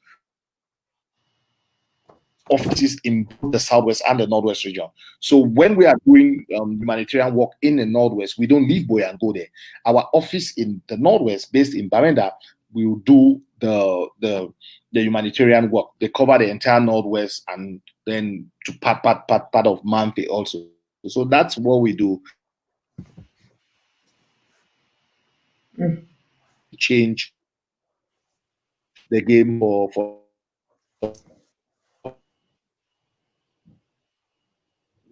yeah. Some organizations get funding, depending on their political affiliation. Some people would contribute because they think that you represent what they want.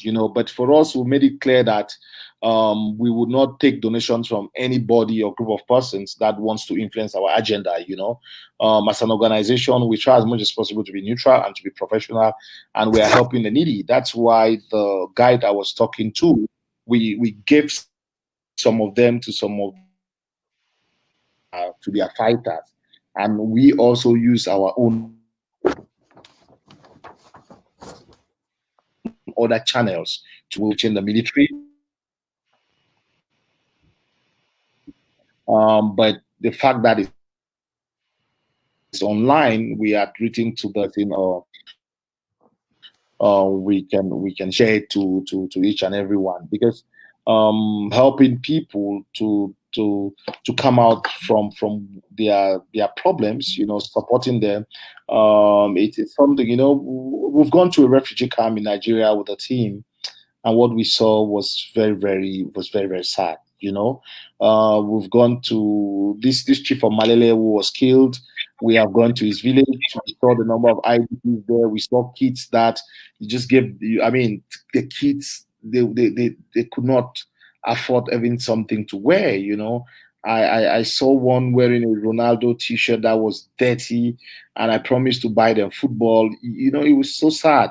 We had to do what we normally did with plastics that they call wrap and put it together, and we played football with. So the situation is extremely dire, and I would encourage each and every one, those who I know some of you here have been supporting, just keep on supporting the people. Okay, you can always do your thing. You might do it through each other. You have individuals, some do it through your churches. I always try to tell people that there are many organizations doing a wonderful job. It's not just us. Okay,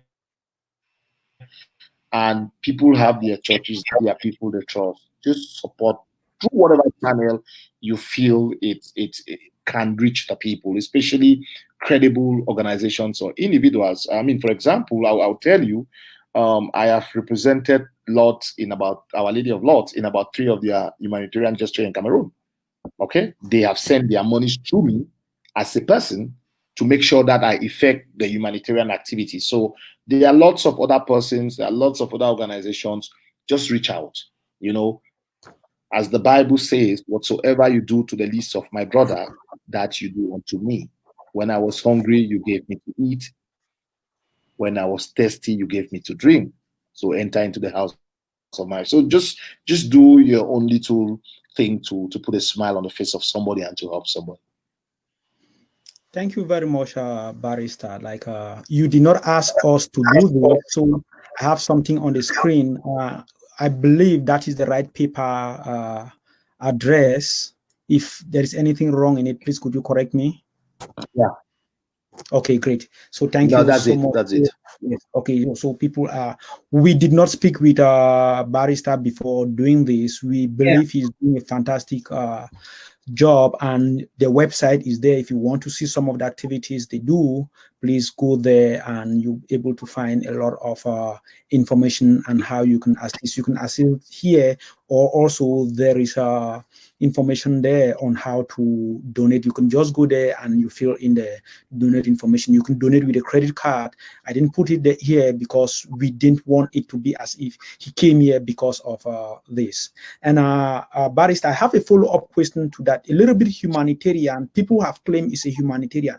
A few months ago, the Minister of Territorial Administration asked all farmers who need to buy machetes or cutlasses to first obtain an authorization.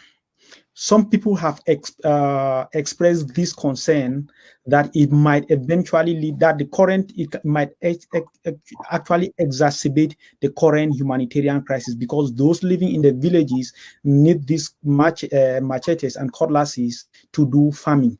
What is your overall take on this? My overall take is that they should just institute that if you get up in the morning in the southwest and northwest, you want to say good morning, go and take authorization from the Jew or from Atanganji, and you tell people good morning. This, when you have a regime that is run by people who don't have a vision, by people who only react, they know it's kind of fire brigade measure, that they don't put in thought process in what they are doing. This is where somebody might have used a machete to commit an atrocity. So it means that everybody who has to buy a machete. You know, if you've read, for those who did poetry, John Donne wrote as a son, go and catch a falling star. To get an authorization to do something, it's like Donne says, it's like catching a falling star. Can you catch a falling star? Or having it with a man, which baby with a tree in the book. That's how difficult it's at the process, the bureaucracy of obtaining authorization in this country. You reduce people who live in their villages, you know, that might have very little or no connection with administrators to have, it will not work, and it's not working. You know, it's these are just cosmetic measures that somebody wants to please the boss that they are doing a good job. It's not going to work. I don't know how many people will be applying to. It's like when they said people should not wear miniskirts. You know, it was just an opportunity to put things right. Who cares about those things today? Let's talk about serious things. Let's not waste our time talking about trifles from some misguided people in the regime who don't know what they are doing. Okay, so we are almost getting to the end of the show. After this question, we have a few questions from the audience, which we don't know how much time you have, but we very much appreciate if you can take some of them. We'll project them on the screen after you answer the next question. I know it's one of those questions which is quite interesting, and I think I know your response, but Elizabeth will take the question. Okay. Yeah, it's a personal question, and so it is alleged that your dismissal from the University of Buea is because of your involvement in the current conflict. That's grapevine story. So what do you think about that? Is that what it is, or it's just something else? I think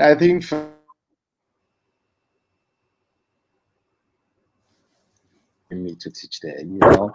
I'm actually losing my train of thought, Terence. Before I was dismissed, the minister.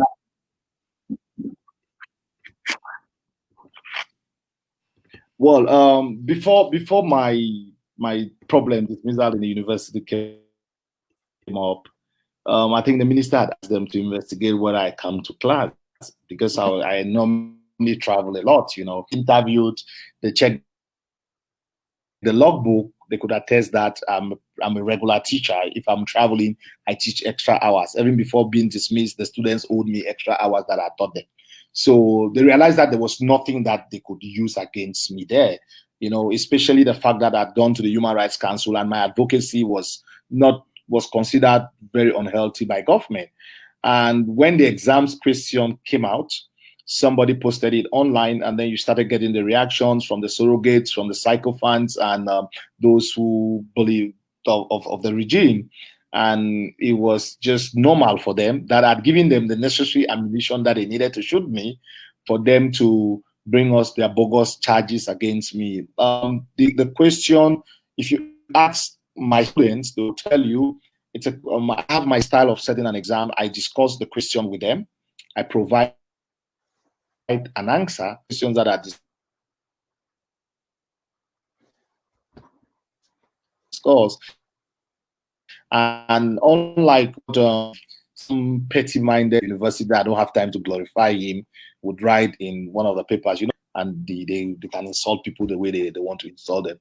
And that it was kind of self-glorification about talking about me in the crisis. That was not the purpose. But Ali, I'm not looking at the fact that I was expelled from the UB. I was looking at the fact that in an environment where there should be intellectualism, where kids are supposed to debate issues that touch and concern their country. We've seen similar questions said in other universities in this country, but it was not the question, it was the person, okay? They had to get Agbor out of the university, and it was the easiest means of getting him.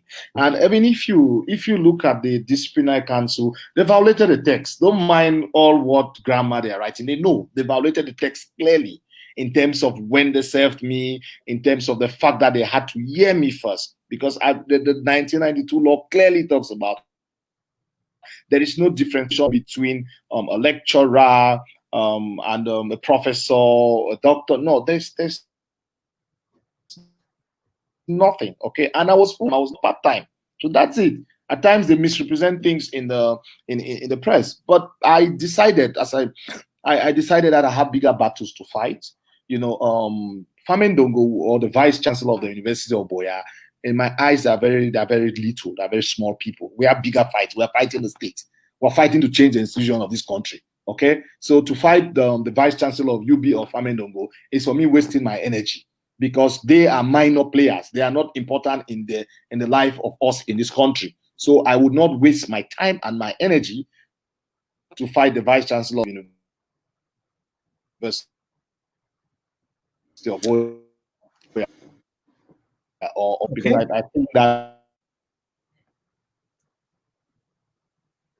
in my own small way, I was contributing knowledge in the university. But if they deem it that I am not qualified enough, or they will not say that.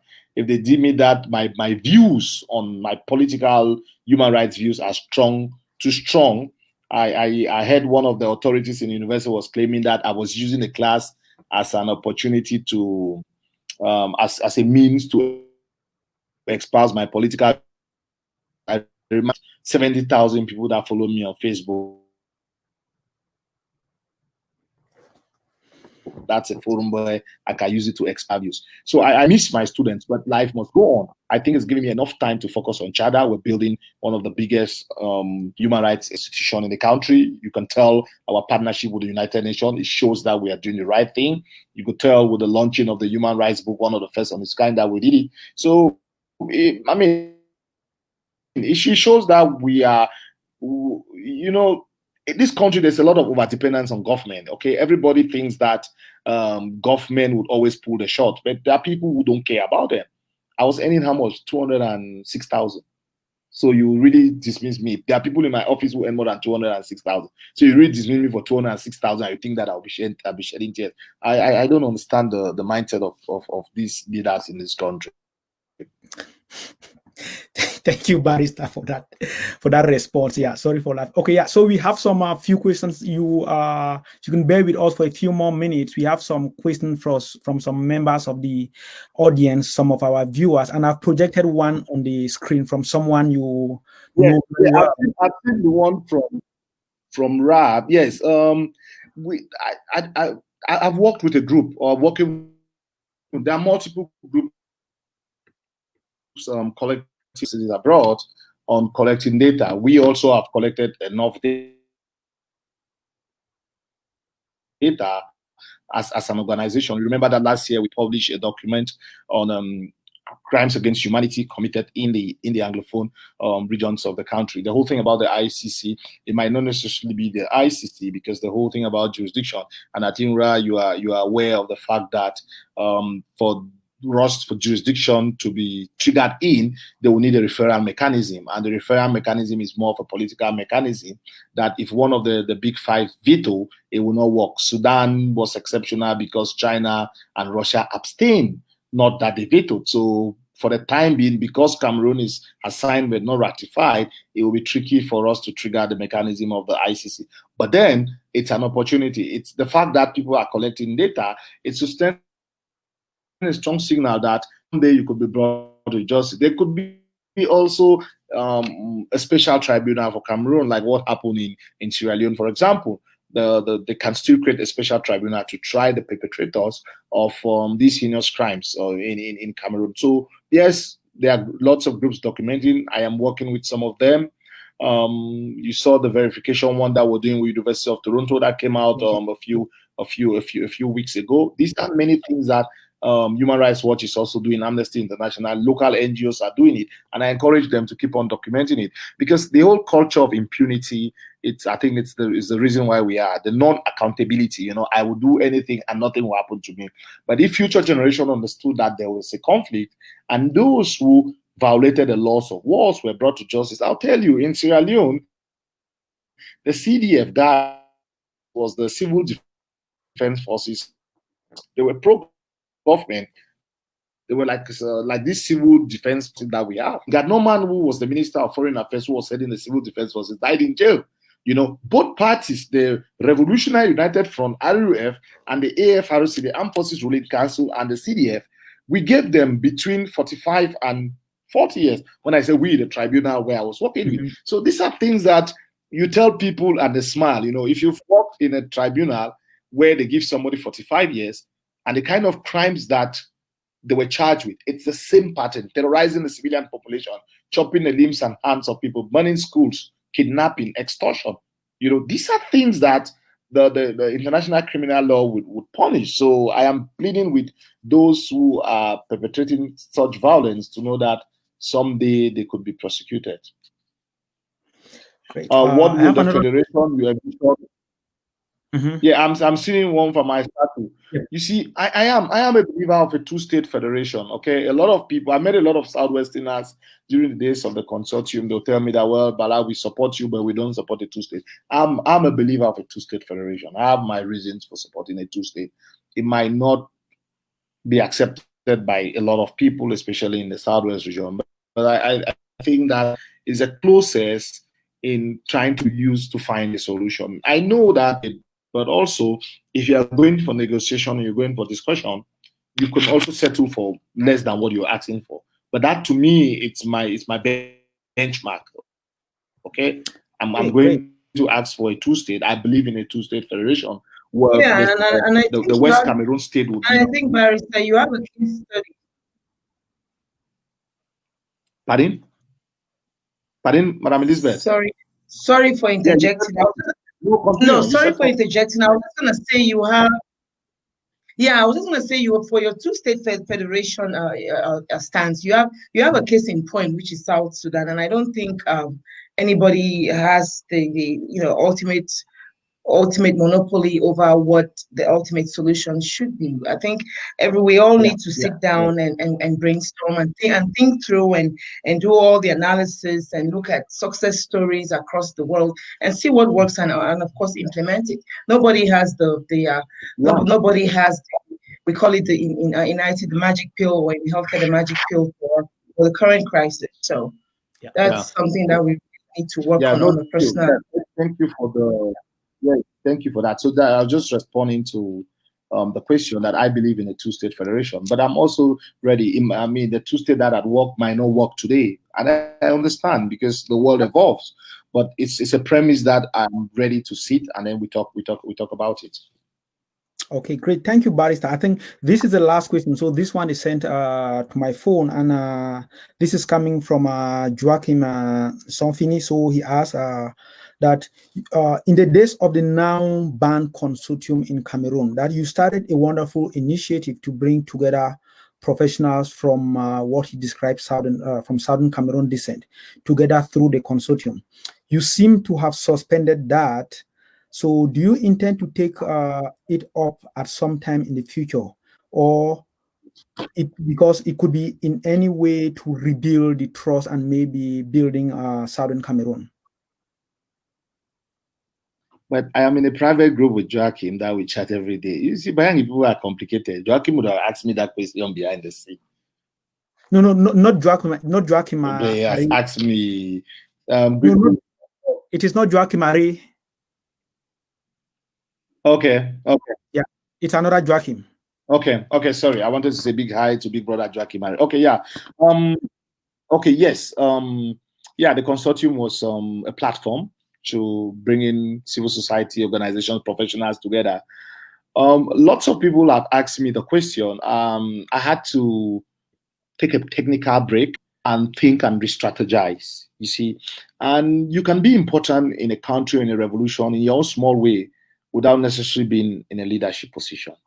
And I think that even those who don't like us, those who insult us, would accept that Chada is, I think, the biggest human rights organization in this country.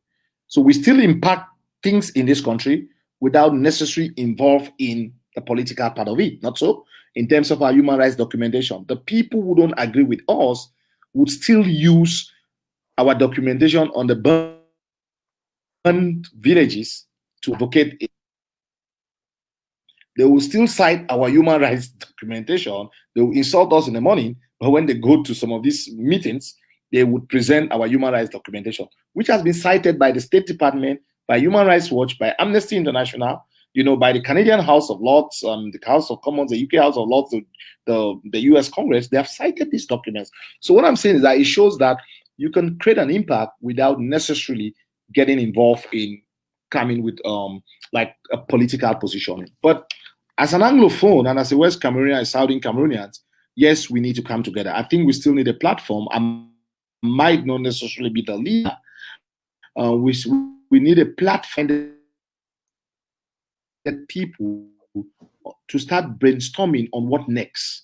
4 years after the conflict, what next? How do we create a political movement, that will represent the wishes and aspirations of the people of Southern Cameroon?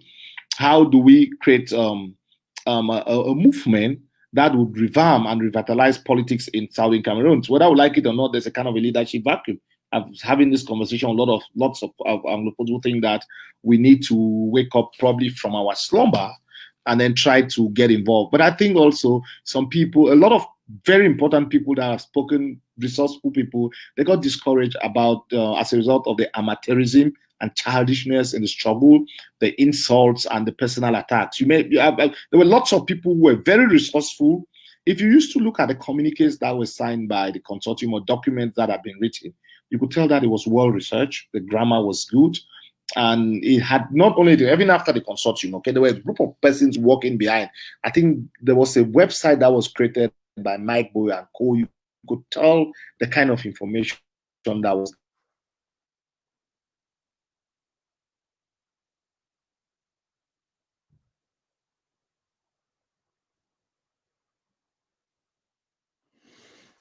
I think we lost the barrister again. We are almost at the end of the show. Yeah, I'm back. Am I? Yeah. You think I'm off? No, yeah. Network was acting up. So I said that. Let me land because everybody is suffering from a PhD.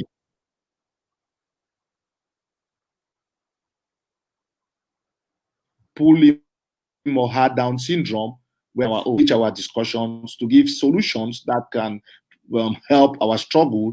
We've made them just to say, you know what, let the people who shout the loudest keep on shouting, which is an unfortunate thing. And it's a clarion call for each and every one that we owe a duty to our people, not only to speak out, but to also sit down and work in synergy, that we can have divergent opinions, but let us think about the people and put their interests first. Fantastic.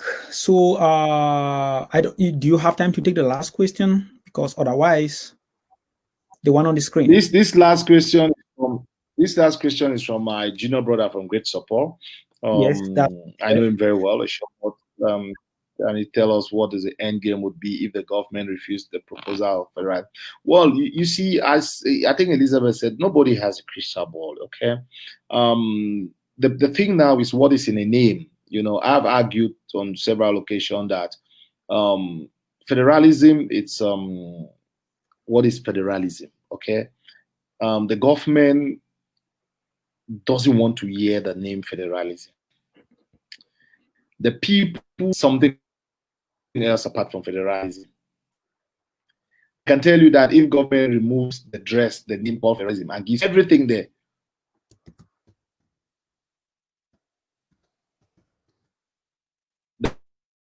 the people refuse it.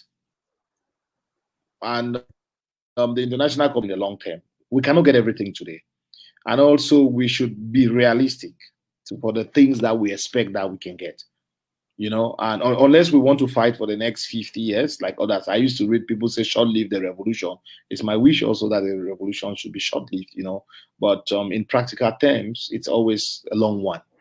Are we ready to see people keep on dying? I said no. So, Bob Ishomo, let's be optimistic that this country did not start with Mr. Bia and will not end with Mr. Bia. Okay? Things would happen. Okay, great. Let us be optimistic. And I will end with this line. In the juvenile of the year, Christ came in the form of a tiger. When all hope is lost, there's always a way of something happening that the people will be sorted out. We need to keep hope alive. We need to work towards it. We need to be resolute. You know, we need to be determined. We need to be focused.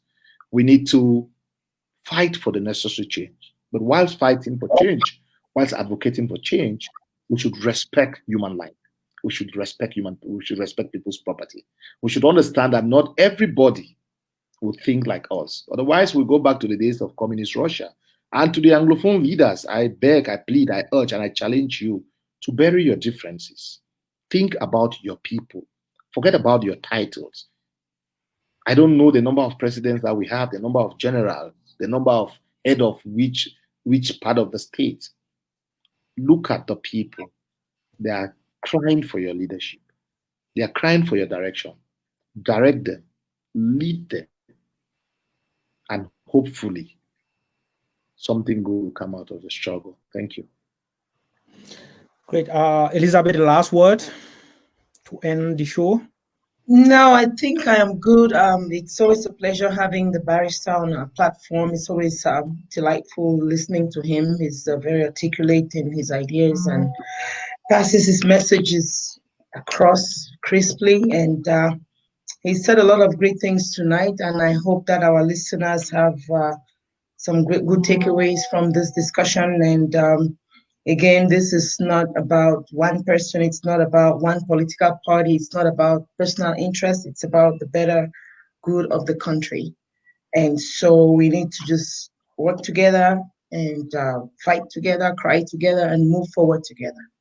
Barrister, thank you so much for having been on our platform tonight. And we hope to have you again sometime next year.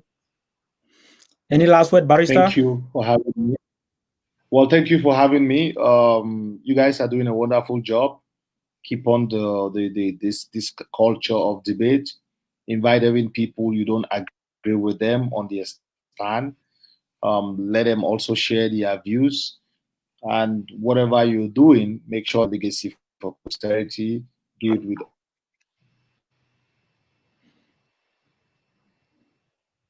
you can write to me privately, constructive criticism, I will take it.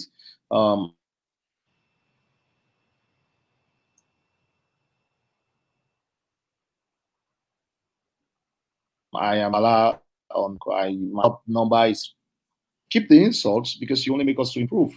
At times, somebody thinks that he has become a Superman and there's no need for change. But some of the insults also help you like a wake-up call. But don't go very personal, okay? If you like the struggle, you might not like what the person is saying, or if you don't like the struggle, try to help the person to be a better person. And to thank you for all those who have been supporting us in 2020. We say thank you those who supported us financially, morally, those who for us. We say you, and 2021 should be another year also. Keep on supporting the good work that we're doing.